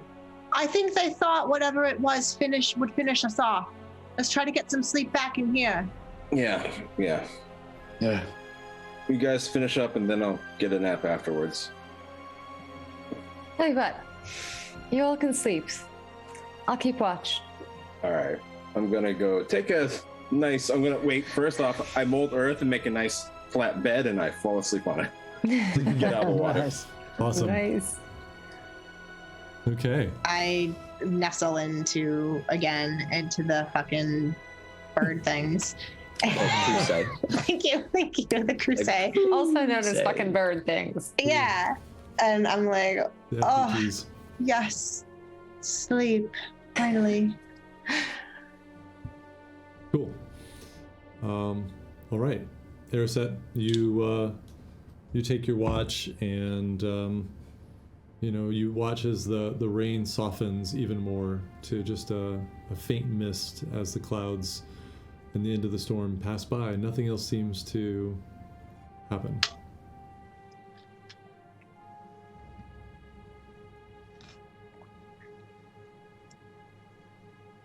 Okay. What was that? Does Do? that mean we get a long rest? No, I No, just it's sit there. I mean, you can do Nice. another hour. You Just- can just Yeah, another hour. okay. I'm Yeah. just taking it in. I'm I mean, really yeah. I was gonna say, I mean, you only need half of what they need, so sleep wise, and you've already done a bit, so you can take another hour, no problem. Yeah, I'm definitely going to take all the hours. That's my plan. I've had a short rest. I'm fine. I don't need a long rest even, really. And so I just... Sure, that's a good choice. When the DM chuckles and you realize you just said something really dumb. Go ahead. Yeah. Don't take a long When the rest. DM chuckles and you are like, and you pee yourself a little bit, 'cause then you now know. DM, I'm going to use a couple of hit dice on this short rest here that we just passed through. Yeah, go for it. All right. There's that another hour passes. Everything seems very calm and quiet. You get the sense that whatever danger there was there has, for the moment, passed by. Mm-hmm. Okay. So. I mean, I just keep watch. Okay. All right. Another. Yeah. I mean, it's another hour passes. At this point, you're feeling like you might need to get some sleep so you can finish your reverie before morning if you want a long rest, but you don't have to. You can also just stay. Well, I want to make sure I give everybody else a chance to have a long rest. So if I go one more hour, Seville will be replenished and I can tag him out after that, right? Wait, isn't it the 4th hour right now that we just passed? That's the 3rd hour of her watch now. Oh, so 2 from me and 3 already? Yeah. So Bill can be up if he wants. Wait, I thought he needed 4 to get a long rest. I'm up at 4, so we need one more. You need one That's more. what I thought. And Yeah. What was it? And then when it's interrupted by battle, actually, I don't think it carries over. I wouldn't think No. so. Yeah, Like, No, I we wouldn't- just it kind of resets. kind of start again. Yeah. Yeah. That's what I thought. Okay. Yeah. Yeah, I'm ready. I'm taking the grenade. Like I'm keyed up. The evilness really got to me, so I wouldn't have been able to Evilence. rest. No, really. So I was like, I'm just sitting there, just trying to let it all process and try to calm myself. But I'm not in reverie, and I'm just trying to make it through another hour so I can then tag out Seville. Yeah, the rest of this hour seems like it goes by. Nothing happens until the end. And you see there's a silhouette of something moving quickly but very quietly. Just on the outside edge of your dark vision, you see, it looks like, at first you think it's a horse. And you very quietly watch and you see the creature reach up and pull something off its back. And as it goes to pull a bow back, you realize it's a centaur, but it's not aiming at you. And you just see the arrow and you hear it whistle and you hear and something falls and it goes up over the hill and disappears into the trees on the far side. So cool.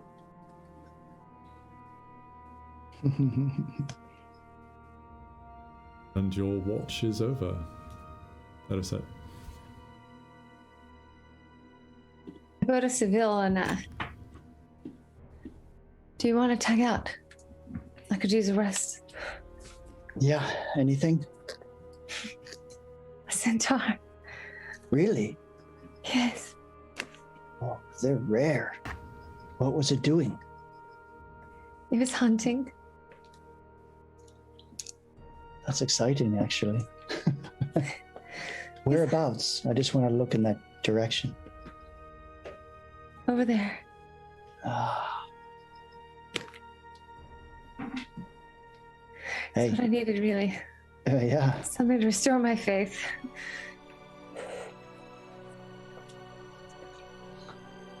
Well, good. You did well tonight. You did really well. Get some, I don't know, get some time in for yourself. I'm going to go and rest. All right. There's much ahead of us. Well, Hara Mariase. Hara Mariase. Stay in the happiness. Stay in the happiness. Haramagayase. And I'll take the watch. Awesome. Just to make this speed up a little bit, how many are you going to do the next 4 hours until everybody's kind of up? Okay. Yep. All 4 hours pass very quickly to you as you go over everything that you've been through and everything that lies on the road ahead of you. All these facts and ideas and information and goals swirling about as the sky slowly lightens, and you look up to the beautiful kind of purple sky as that morning light breaks. Finally, behind you, you hear your party members start to rustle and wake up as the light permeates down the short tunnel, and you hear, and they're stretching out their little wings and standing up, and they kind of make their way out of the hole and start pecking at the ground as the Kusei move about. The Kusei. I'm gonna walk out at seeing everybody is getting up and all is well. I'm just gonna, walk out, stand, just survey the area and make contact with Larar. Okay, and that's a long rest, everybody. Please mark off your long rest. All I ever want. Things are gonna get easier. Oh my god. Things will get brighter. Oh, my health is back. Oh my gosh. Amazing. I just broke my... I'll don my armor, have some rations. Awesome. All right. I pull one of the pies out from the bag of holding that was from Ankh, and I start chewing one of the mushroom ones. Oh, nice. Okay. You guys can make a campfire if you want, because I had that ready for the terrain, but then you didn't want to use one. It's too smart. Okay, and Seville, you're contacting Larar? Yeah. So I'll ignite my psychic tattoo on my forearm and see if I can make contact with her. Okay. It raises up as you kind of step away, get some distance from your party. After a brief moment, Ranta, status? Alive, well, as I said, one of the sites is shut down. We're in pursuit of the second site, and we're heading to Thamarin, the Dwarven Kingdom. Indeed. What takes you there? A contact. I don't know if you know her, but Gulda Craghorn. Yes, I know she rules that kingdom. I don't know her personally. Well, we made a contact in Mosul, and that led to a contact there, so we are following it. It looks like we have some aid and some connections, so this is going to help us greatly. That is excellent news. Who are these allies? Do you know Bilner in Mosul? I know the name, again, don't know personally. So he's a leader of Mosul, so we've made contact with him. He seems eager to rid the world of the necromancers as well, or Anacrally, and he gave us the contact with Gulda Craghorn, and we're in pursuit there to see what she can do to aid us, but also get us closer to the second site. So, let me get this straight. There's another group out there that knows about the necromancers that are working together to thwart them. Yes. The rulers of, well, one kingdom and one city, I suppose. Yes. And yet, this news has not reached me until now. That is disturbing. Who else is part of this? Well, this also lies outside the kingdom, so it seems like there is movement there that we didn't know about. And, well, I'm thankful that they're no friends of the necromancers. They've been having trouble since they showed up in the swamps outside of Yaxis. I see. Well, how far out are you from Thamarin? I'd guess a day. Very well. If what we were told is correct, we've acquired a map. A map? Yes. A rare thing indeed. Indeed. Listen, Seville. There is some movement as well, but I think it's time we meet again in person. I'll come to you in Thamarin. Don't leave the city until I make contact. Right. Excellent. you'll get to meet the Arasette and I. We've, as I told you before, we have some new people with us. I see. Well, if you're alive and you've managed to get one of these sites, they must be helpful. That's good to know. Dedicated, yes. Do you know the light bringer from the Church of Kaya? Yes, I mean, not well, but we have had meetings on occasion. Well, he's here. He's with us. He's in your party. He's in our party, yes. Renta, I won't lie that this is a lot of information of which I've had no knowledge. That unnerves me. It is good I will meet with you. Again, do not leave Thamrin till I make contact. I may be out of touch if you try to contact me through this means. I'll wait for you there. Until I see you. Very well. Take care of yourself. You too. Renta out. Hey, DM. Yeah. Was Seville's part of that conversation out loud or No. mentally? It's mental. Yeah. Oh, I'm gonna sidle up to him and say, were you contacting other Mendeleev? Oh, this? Yeah. Yeah, that's how we coordinate. So you share some sort of connection. I've always heard about it. We do. We're, I guess what you could say, are psi-touched elves or psychic elves. It Right. just happens. I'm a wood elf, really, but sometimes there's a spontaneity, a birth, and we are transformed in some way. It's a great honor, actually. But yes, that's how we communicate. That's right. I remember hearing when you're found to be a Mendeleev, you're taken, aren't you? But it's an honor. Yes, yes, we are. We're about 5 years old. We enter the academy and we train for some 15 years. Some of us have greater aptitude than others and are released for assignments. But yeah, I've been out of the academy for about a year, stationed in Faerun.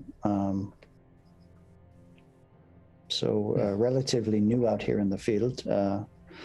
Usually just solo operator. So working as a group is a little different for me. You know, I just think to myself, 5 years old.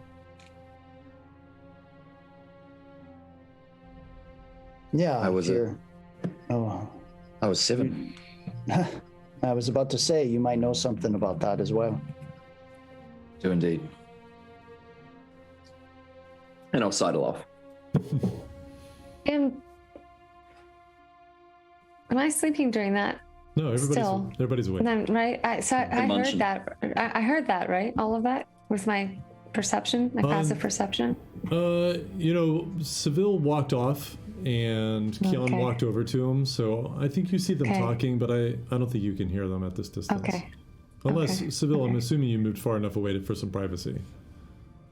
Yeah, just so it wouldn't draw attention when I had the tattoo out. So yeah, you don't have that Arasette. Okay. Okay. Anything anyone wants to do before you start your travel? After I finish eating my mushroom pie, I try to pull out whatever feed that they had attached to Arcuse and start feeding Arcuse to make sure everyone has enough food to get this run on. And you reach into a pouch that all Lucuse have a pouch that kind of came pre-installed, and the moment you open it, their head's like, and they start making their way over, and the one that it's on it's like head's going back. He's trying to peck at it, and you take out. It looks like kind of looks like corn kernels, unpopped corn kernels, some kind of really thick, heavy grain. You throw it on the ground, and they're just like heads. You feed the sleek chickens. Yeah. Chicken horses. You hungry little monsters. Get it. Get your feed while you can. We gotta go. Yeah, and they just peck it all the way, like within seconds. I imagine they're like jackhammers, like Yeah, like woodpeckers. Chickens on Smashing the dirt. steroids. How long are they eating for? I mean, it doesn't take long at all. It's like as the rest of you 30 gather up seconds. your gear and equipment and mount it up on them, they are done. And you One of these days, I'm going to do a ritual for talk to animals, but now is not that time. Yeah, they look like they're eager to go. They're all refreshed, and there was water nearby. They went over. They had some water. There was a little clear pond nearby, a soft stream. Yeah. All right. All right. So ready. mount up, and We're ready. And you can clearly see now that again the mountains are still on your left, and that those snow-peaked caps are closer. You know you can definitely hit it within the day. So this is going to go a little bit faster. I need somebody to roll a d6 for me. Sure. I'll go real quick. 1d6. 6. Okay, and Erisette, Awesome. also roll a survival check for me since you seem to be, Okay. and you can do this at advantage. Okay. Okay. Well, that's a 10 at advantage. Okay. All right. Well, you're kind of out in this area now where there are, again, you're off the main road. But as you all set out and you kind of carefully picking your way, you have the general direction because you know, this giant mountain target. It doesn't take long before you come to the river that you know flows alongside the foothills of this mountain, going north-south. On your map, it is the Kiramik River. And there are kind of trodden pathways that kind of follow the river as much as possible. There are places where you have to go into the forest and avoid it, but you make a lot faster travel today. And you go 2-3 hours. Go ahead. We're going to avoid the northern road and follow the foothills. Yeah, you're even if you look on your map, there are no roads on this map. Okay. Until you get to the entrance of Thomrin, which is off of a large lake, the Sinisor Lake there. You can see that there is one road that goes west-east, directly over to Asley. And that is the only road for hundreds of miles from where you are now. So, as I said, like 2-3 hours pass as you follow the bank of this river, making really good time. When you push the Kusei, they can, they're essentially twice as fast as a horse and can run that speed longer than horses. You have to take a couple breaks here and there. About 4 hours in, sun is high in the sky. The clouds are all gone of the storm that passed last night. You come upon a small carriage that's been pulled over near the river.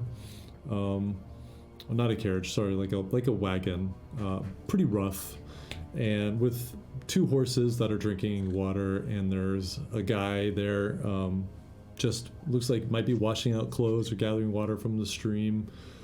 Just looks up, kind of eyes you carefully, but he looks like he might be a farmer type or something. Pardon me, sir. Are we near to Thamrin? Oh yeah. We're on our way to Thamrin. Are we near? Oh, I see about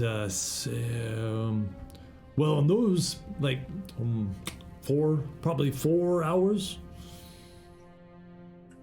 Yeah, that's good. That's a good sign. Hey, have you seen goblins about? Especially coming out of the canyon going eastward? I mean, I see him sometimes. Not lately, though. All right. Anything we should know about? Are the goblins about? He kind of stands up and he's got like an old crappy sword that's not even on him. It's just nearby. Last saw them a day away in a canyon. like pretty far from here. They were hiding in the mist, and they had something big with them. Noted. Won't go into the valley. What's your name? News, you say? Well, there's some news about what kind of news you after? He's got a little twinkle in his eye. Worthwhile news, and I give him a gold piece. There we go. There we go. The name's Bekor, and lots of news. I mean, there's something's going on. I think I got out of Thamrin. There's doubling up the defenses on the city, making a lot of people nervous. So where are you going? There's lots of places in these hills here, in the mountains, prospecting, adventure. I'm gonna go down another couple leagues and cross the bridge, and I don't know. I like to explore. By yourself? Yeah. You ever hear the name Bolum Slod? I don't think so. He's Sorry. a hermit. Probably not. Sorry, friend. Have you ever heard of the name Kandurum Kegmal? His brow furrows at that one. I feel like I do know that name. The dwarf of some renown in Thamrin. Some kind of high status. Not the kind I've been mixing with, but I've heard his name before. Could you tell us anything about him? Anything that you've heard about him? I think he might be on the council, but that's about it. It's not really the circles I run in. Thank you.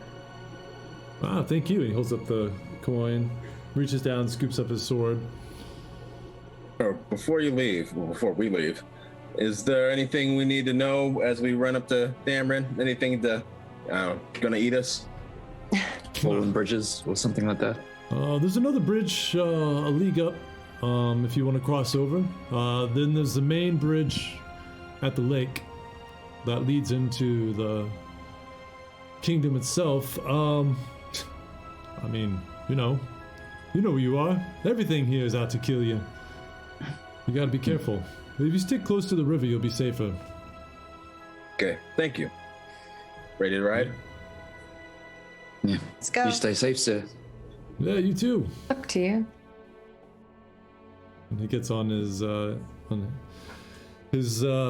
and and you see kind of slowly ambles off down the river, looking back at you a couple times. He reminded me almost of a lesser Kortzak. His voice was awfully similar. Well, now, No, I don't mean the original. voice. I just mean his willingness to face things alone. Yeah, that didn't feel quite right. Seville, that didn't feel quite right, did it? He was your hermit, wasn't he? I don't know, but definitely doesn't seem right to be out here by himself. He doesn't look like, at least by his looks, that he could handle himself very well. Yeah. And what is he hauling in his cart? I didn't look. Yeah. Anybody wants to look back and roll a perception at this point, it'd be a disadvantage, but go for it. I mean, all of us. Can we all do it? We all like, I know. You're like, I say, wait, now that we all had the same creepy feeling. It's At all- disadvantage, it's at I got a dirty disadvantage. 20. Disadvantage, dirty 20. Oh, a disadvantage. Disadvantage? Wow. Okay. I rolled a 14 and a 15, and I have +6. I got a 10 at So disadvantage. Rika, you look at you, and you can just kind of, he's like right at that outside edge, and he's about to kind of go where you can not have the angle to see what's in the back of the wagon, but you see now it's got like some kind of a large cloth covering something, and the bumps on where the cloth kind of are pointing up, you're like, that's at least one body. Shit. Should we chase him? Should we bother? All in all, we'd be well advised to leave well alone, I think. We don't know what he's doing. And what kind of body is it? Person? Is it a animal? Humanoid of some kind. It fits the sheet over body profile.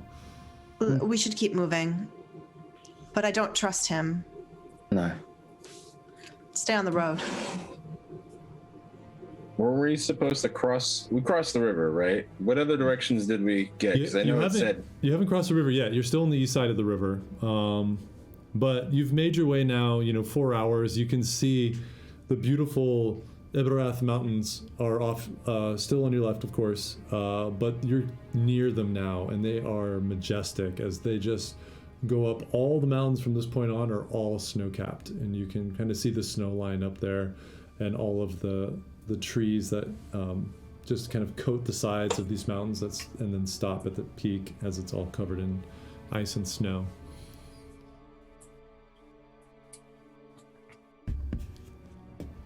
So I assume you're moving forward?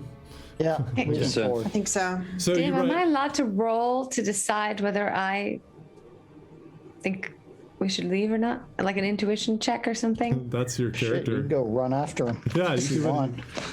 It's I mean- D&D, Zara. You can do whatever you D&D. want. Come on, Wild Sauce. What you gonna do? What you Can gonna I do? can I roll an insight? How about an insight check for myself? What? my Uh, own Minute, she self. thought he was like Check Horsack. yourself. Yeah. No. Just an insight check to my own self to see what my gut says. no, you don't roll for that. That's your Okay. character. It's you. Well, you can roll Fine. it, but you can decide the outcome. Do it. Roll it. It won't mean anything. That's Do true. it. Can I? So wait, am I allowed or am I not? You can Yeah, do it if you you'll want to. Do what you want. I'm doing it. If I'm you doing need to it. join. Okay. You can go chase after him if you want. Oh, it's a 19, baby. And I- what What does does that that mean? tell you? listen, I go What is? You've convinced yourself. my Kusei immediately as they're all like standing there. My Kusei is like all of a sudden like, "Wow!" and I'm chasing after him, and I'm like shooting arrows at all of the wheels on his wagons to slow him down because What? I wanted. The Wait, real are we rubber bandits? wheels? Are we Hell bandits? There Huh? goes Sauce. Come on, Sauce. There's no tires. They're not inflated wheels. Yeah, they're just They're They're What are wood. they? Wooden wheels? wooden wheels. Yeah. Okay, so then I'm using Shatter my it. wheels of Yeah, I guess you my can try to arrows shatter. of walloping, and I'm literally like busting the wheels out from under his thing. Oh. Like I'm not fucking around. Like I'm like chasing after him. Arisette! Why Arisette, what are you doing? Arisette! is she a And bandit? I don't even What's answer going them. on? Can I All roll right. to see if Yeah, they hit? roll. If it First one turns is out an that 18 hits for sure. it's I'm just a sure. grave digger or That's not- something. Okay, so the first arrow hits with Left him for dead. It's probably his family's died. Yeah. Yeah. right. So the first one was a 27, and the next one's an 18. Yeah, Oh. so the 27, yeah, that hits. The second one, because you're aiming for, let's say, the axle, the wheel, whatever, it Yeah. misses. But you do enough damage on the wheel to, Oh, shit. it doesn't shatter it off, but it takes a big chunk out, and now the wagon's like, and you're like, hey! Hey. Okay, and do I have elven rope that I can lasso him up with or something and try to do? I have rope! I have Help me!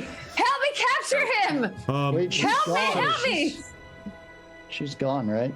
Yeah, she's gone. I've been chasing her, but alright, I'm so probably you not Yeah, here. so I'm like, help me capture him! Help me All right. capture him! He, all he right. stops and he sees you still firing and screaming to help capture him, and he grabs his sword. He jumps off the wagon, and All right. let me see. You're gonna be probably like 30 feet away. He looks at you getting closer, and he just runs over and he dives into the water, and starts swimming with the current, which is taking him south. He looks like he's a good swimmer. Jump after him. You must capture him. Somebody help capture him. He could tell people where we are. He could be an informer. I summon Sparky and have him teleport him. Oh shit, he has to be willing. Fuck! Yeah. Damn it! Well, I do not do that. And he's gaining Good catch, very good catch. quickly away from you as the current's sweeping him away. And he's swimming over to the far bank to get out of range. How far away is he? At this point, 60, 70 feet. Looks like he's lost his sword though in the water. Because now he's just full out Is he running swimming. away still? He's Is he still running away? He's panic swimming away, yeah. All right, I'm just gonna cast Entangle so we can catch him where he's at. How far away is that? The water. I have 90 feet, so Yeah, that's actually Get him tricky. before he So, drowns. can I not do that? no, I think you can try. You can certainly try. 20 foot I mean, square. So I mean, it's 90 feet away. magical stuff, so it'll appear on Yeah. the water. I think it'll work. He has a save, right? A deck save? Seaweed. 14 strength, 14. Is he Gonna coming drown this towards man. us? No, Is he's the trying river to get flowing away. He's running towards us, away. or- No, Okay. current's going south. He's running. Yeah, he rolled a 4. So as he's going, suddenly vines erupt out of the water, holding him in place. And he's, and you see he's kind of going under. No, you no. trying to drown I him? Shit! no. I help pull him up. I help grab him and pull him up out of the water. Like so he 80 doesn't feet. drown. He's 80 feet away. He's on the other side of the river. So help me pull him out. I don't want to kill him. And I'm And pulling, He's trying to underwater. help pull him. He's underwater now. You gotta go jump Oh, I in thought and it get would be him. like entangled do. above the water. He is I like do. entangled, I but jump like in. it's not just a surface thing. Like he's caught Fine. and he is I now jump under the in. water. I jump in to help him. My intention is not to kill him at all. I jump in to help him. All right. While this is happening, Tim, can I go up to can I take my Kusei and boost over to the wagon and just see what's in the back? Yeah. Okay, Ariset, you're making your way over. He is still underwater. Kian, you reach over and pull the sheet off, and you see there's an old man, dead. Doesn't look like he's a wealthy person. You don't see any obvious trauma. Just looks like a dead guy. Died of old age, perhaps. Like, it doesn't look like he's been killed. Does not look like he's been killed. No And obvious. that's it in the car. Yeah, that's it. Well, do I save the guy? yeah, Do I manage so- to save him? You get there. Yeah, I say you get to him. You have to wade through. You're stuck now in the entanglement, trying to get to him. What? Really? Yeah, because it's a 20 Yeah. foot. It's like, Rika, you do see this. She's trying to fight through your magical vines to get to him. you can drop the spell. Or you can kill her. Yeah, Whatever you want. No, she's not gonna die. She's fine. Yeah. Dying. I mean, What can are I you doing? just? What are you guys doing? You haven't It's seen not this. very deep. This You river haven't isn't seen deep, this is it? guy. Yeah, the river's deep. And you have not it's a swift seen this river. guy now for like 40 seconds, maybe almost. I must Alright, save him I- now. At this I point, let must- him go. I must I released the spell. Yeah, the spell dissipates. Airset, you leap forward, dive down, looking for him. Roll a perception at disadvantage for me, Okay. because Okay. you're trying to see through this fast-moving current. 5. Perception. It's an 8 altogether. Yeah, you don't see him. Come back up in the water. You feel now this current is strong. It's pulling. You can see your friends are getting more distant as you just floating downriver. Wait. I'm floating away too. Yeah, you're in a fast You're in the moving water. river. Okay, so I start trying to grab onto a piece of wood or something in the river so I can grab myself. You can move over to the bank. You're like 10 feet away from the other bank. Yeah, I move over to the bank and Okay. I grab it. So I'm not. All yeah, right, so I'm not gonna you drown. You swim over and climb out of the river. You do notice as you get a little bit on your feet that you can see the body of this guy floating away from you downstream.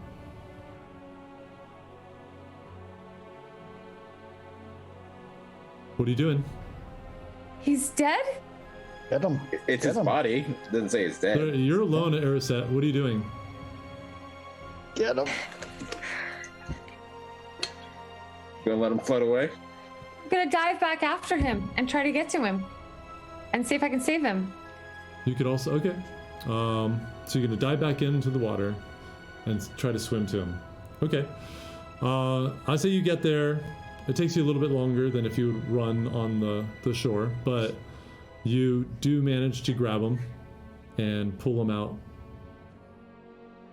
What are you doing? Okay, I check him. I see if he's breathing. He is not breathing. No.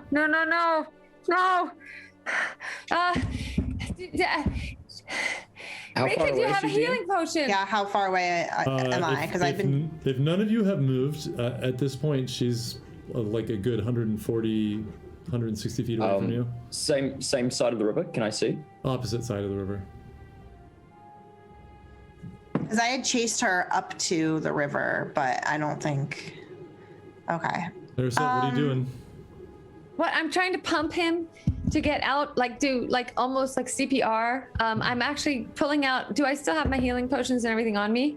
Yeah, you have. You have Okay, the theory that you okay. had on you. Okay, so I pull out one of my healing potions and I give it to him immediately. Okay. As you pump him, water is coming out of his mouth. And you pour the healing potion in, and it looks like nothing happens for a moment until and he throws up all the water and starts breathing in. It's good. He had amazing death saves. He made all his death saves. So, God. Thank God. but he's not really kind of aware yet. But he's barely breathing. Thank God. Okay. Sorry. It was an accident. I was trying to help. And his eyes kind of flutter open, and his fear comes over him. Take my horses. No, I'm sorry. That's not what I I didn't know you were meant. bandits. No, I'm not. I'm sorry. No, I'm sorry. I didn't know you couldn't swim. I thought you might be a spy. I'm sorry. These are difficult times. We noticed what looked like bodies poking out of your wagon, and we wondered if you were lying to us. I'm sorry. Body is my father-in-law.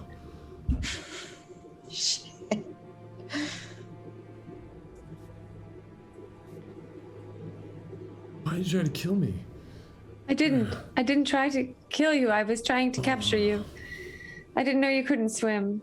I could swim until that thing happened and the river appeared and I got caught Again, in it. sorry. Who are you people? I'm an unwise person. I'm sorry. And he tries to sit up. All right. Can you just get away now? I gotta get back across the river to my horses. I'm sure. Maybe I can help somehow. He pushes you as hard as he can. I don't need your help. What's wrong with you? You can't go around just killing anybody you see. I wasn't trying to kill you. Yeah, I thought that was the case when arrows were flying at my wagon. If I'd wanted to kill you, I could easily have killed you. Great. Just be clear about that. Thanks for the threats. How about I just get away from you? Gets shakily to his feet. Enough bandits around here. Stay away from Thomlin. We don't need your kind.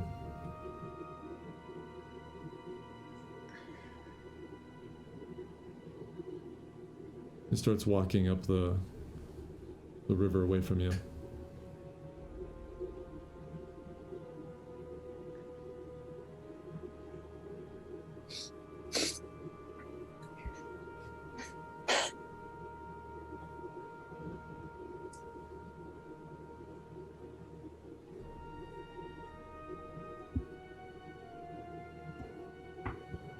We should get moving. We're just gonna leave him with his broken wagon. No. Oh yeah, is the wheel broken, Dan? It's not fully broken, but a big chunk has been taken out. And it's definitely broken. I use mending and I fix it.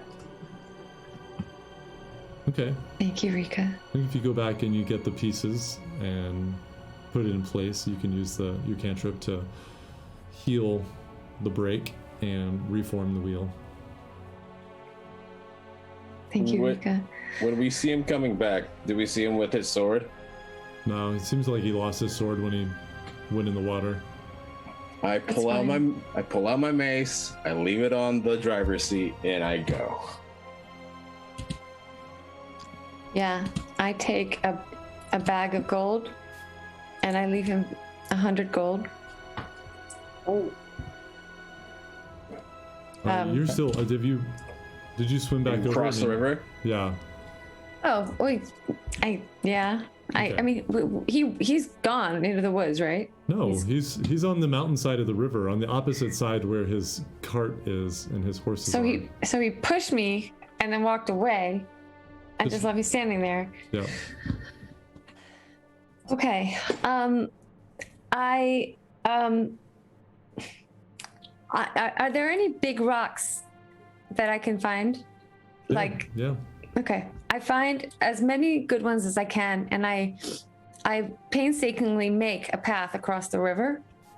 Okay, so it should be. No, the river's like.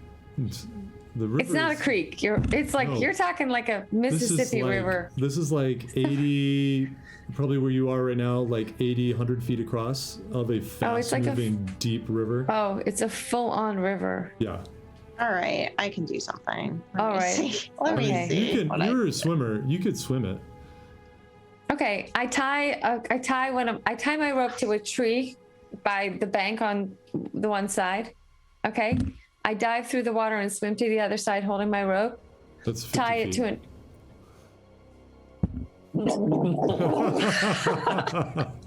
How long is my rope? 50 feet. As Aracet, as a ranger, she's a pretty strong swimmer. Yeah, no, I think you're trying to do something for the guy, right? I'm guessing. Yes, but Yeah. You I have a could swim shitty across, short no rope. problem. I mean, 50 feet's a lot of rope to be lugging around all over the place. All right, don't can I I have just elven teleport her rope? across? I thought I had elven rope. Can Sparky just teleport her back across? I'm not really trying to just get myself across. I'm trying to help give this guy a path and leave it behind for him. Can you ask him? No, I can't communicate with you. Yeah. Give me a rope. If you have any rope, mine's only 50 feet. Do you have any on you?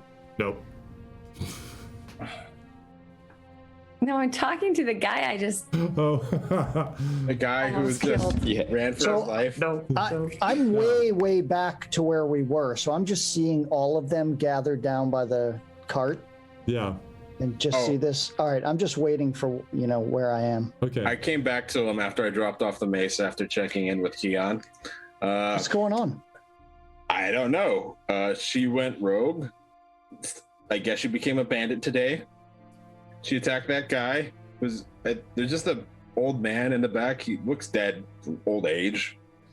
So what do you mean attacked him? Is he dead? No, the old man in the cart's dead, and I'm pretty sure that. But she went over, and then I think someone tried to entangle the guy in the water and drown him. And Ari went after him and then dragged him to the shore, it looks like. And I don't know. Guy got up, trying to get away. He's walking now. You tell me, what's going on? I don't know. It's too long of a story right now. All right, I'll wait. Let's wait. I pull out another pie and start eating another mushroom pie. Are there any animals in the water that I can see? Roll perception check. As you're doing that, you see the guy is entering into 16. 16. Yeah, you see a fish here or there. Oh, okay. Just small ones, nothing big. Nothing big, like a foot long. Never mind. But the guy enters the water again and starts weakly swimming across. All right, so I dive in. After I see that, I dive in and swim to the other side. And when I get up to the bank, I throw my rope towards him and say, "Here, if you want it, I'll pull you in." He ignores it. I'll just wait, seeing this, I'll hold the reins of his horse and just, I guess, or tie them up to the nearest tree or something so the cart doesn't go anywhere, and just make sure he gets up. And so I just stay there to make sure he gets across safely. Does he get across safely? Yeah, he makes it across. And he climbs out really weak. He eyes the rest of you that are, I guess, just Kian, actually, right? Kian and Rika are there. Yeah. He just slowly climbs back up. He looks at the wheel. Looks at Checks you your guys. cart. What? Sorry for the misunderstanding. I Just walk off. put 100 gold on the passenger side of the wagon, wordlessly. Kian, do you have your armor on, right? I do. Are you still wearing that robe over it? I didn't specify, but I feel like logically I would be. Let me see if No reason for me to. Can I cast really quick, just produce flame and say, you can dry yourself off if you'd like. No thanks. But Kian, he looks to you and I see that emblem on your chest. I don't know who you stole that from. But what that god preaches is not what you're doing. And he climbs up into his wagon and moves off.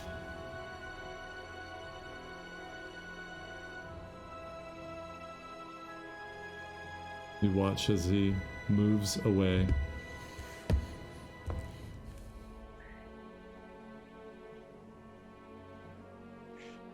Well, that was stupid. Let's get moving.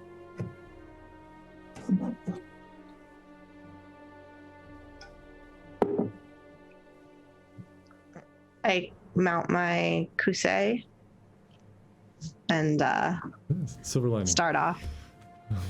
All right. I mount it wordlessly too. As you all once again join up in Seville, Caliban, you watch as they trot up to you. He's all right now. He's on his way Whoa, with a handful of gold. What happened? What was in the back of happened? What was in the back of the wagon? What was the dust up there? It was just an old guy. Dead by natural causes by the looks. I don't know what else happened. All right. All I saw was he jumped in the river. I thought he had something to hide there. Me too. But he Might be didn't. something to do with the arrows. And the screaming, capture him. Well, this has all been very, kind of worrying for me. It's like, I look at her, you gonna try and bandit someone else? You gonna rob another poor person? Gonna stab some random passerby? You don't understand. We have been betrayed left and right from the moment we set foot in this land. The very guards that were holding us in a prison morphed and tried to kill us. From the instant we took breath, from the instant I boarded the ship on this journey to try to vanquish this gigantic evil that has haunted me in my dreams, I was poisoned and then unconscious and came to. So forgive me for having some trust issues in this fucking dirty, disgusting world that I should never have entered. Well, that sounds very, heavy. I get it. But at the same time, if you're going to just take it out on any random passerby, everyone's going to be your enemy because you can't trust anyone because you don't know who to trust. And We've no all one made will trust mistakes, you again. Caliban. That's fine. But here's the thing. If you're going to cause problems, you're going to cause problems for all of us. This is very weird. I don't know what your world has been like, but just chasing after a man you had no business messing with and trying to do God knows what. I have no idea what you're trying to do. The guy was leaving. He didn't try and poison you. He didn't try and capture you. That was you. So I guess you're becoming those people you hate that brought you to this land you hate. You know, you're really right. That's the problem. I don't know who to trust. We've had shape-shifting people. We've had people who have appeared to be young, innocent people who have not been that. We've had all kinds of deceptions. It's been confusing. I do really admit it's been very confusing for me. And I'm not proud of things I've done. And yes, thank you, Rika. We do all make mistakes. And try as I might, I seem to be making them again and again. So I suppose for now, I'll have to rely on the rest of you in terms of judgment. I tried to follow my own gut. Clearly, it was wrong. It wasn't just her gut. Everyone else was talking about how it seemed weird. So don't go blaming her for everything. Well advised to leave well alone, is what I said. Being We didn't know aware, the situation. being aware is a good thing, and being on guard is a good thing. It's how you do it. I don't have any problem with going back there and looking at that man's cart if you feel so inclined in your gut to do it. But it's how you do it. Let's get to move on.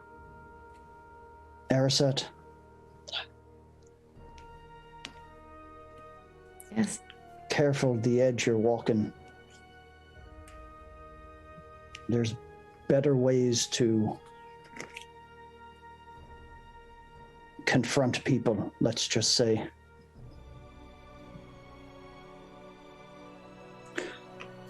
All right, let's gather up and get moving to Thamrin. I'm saying that.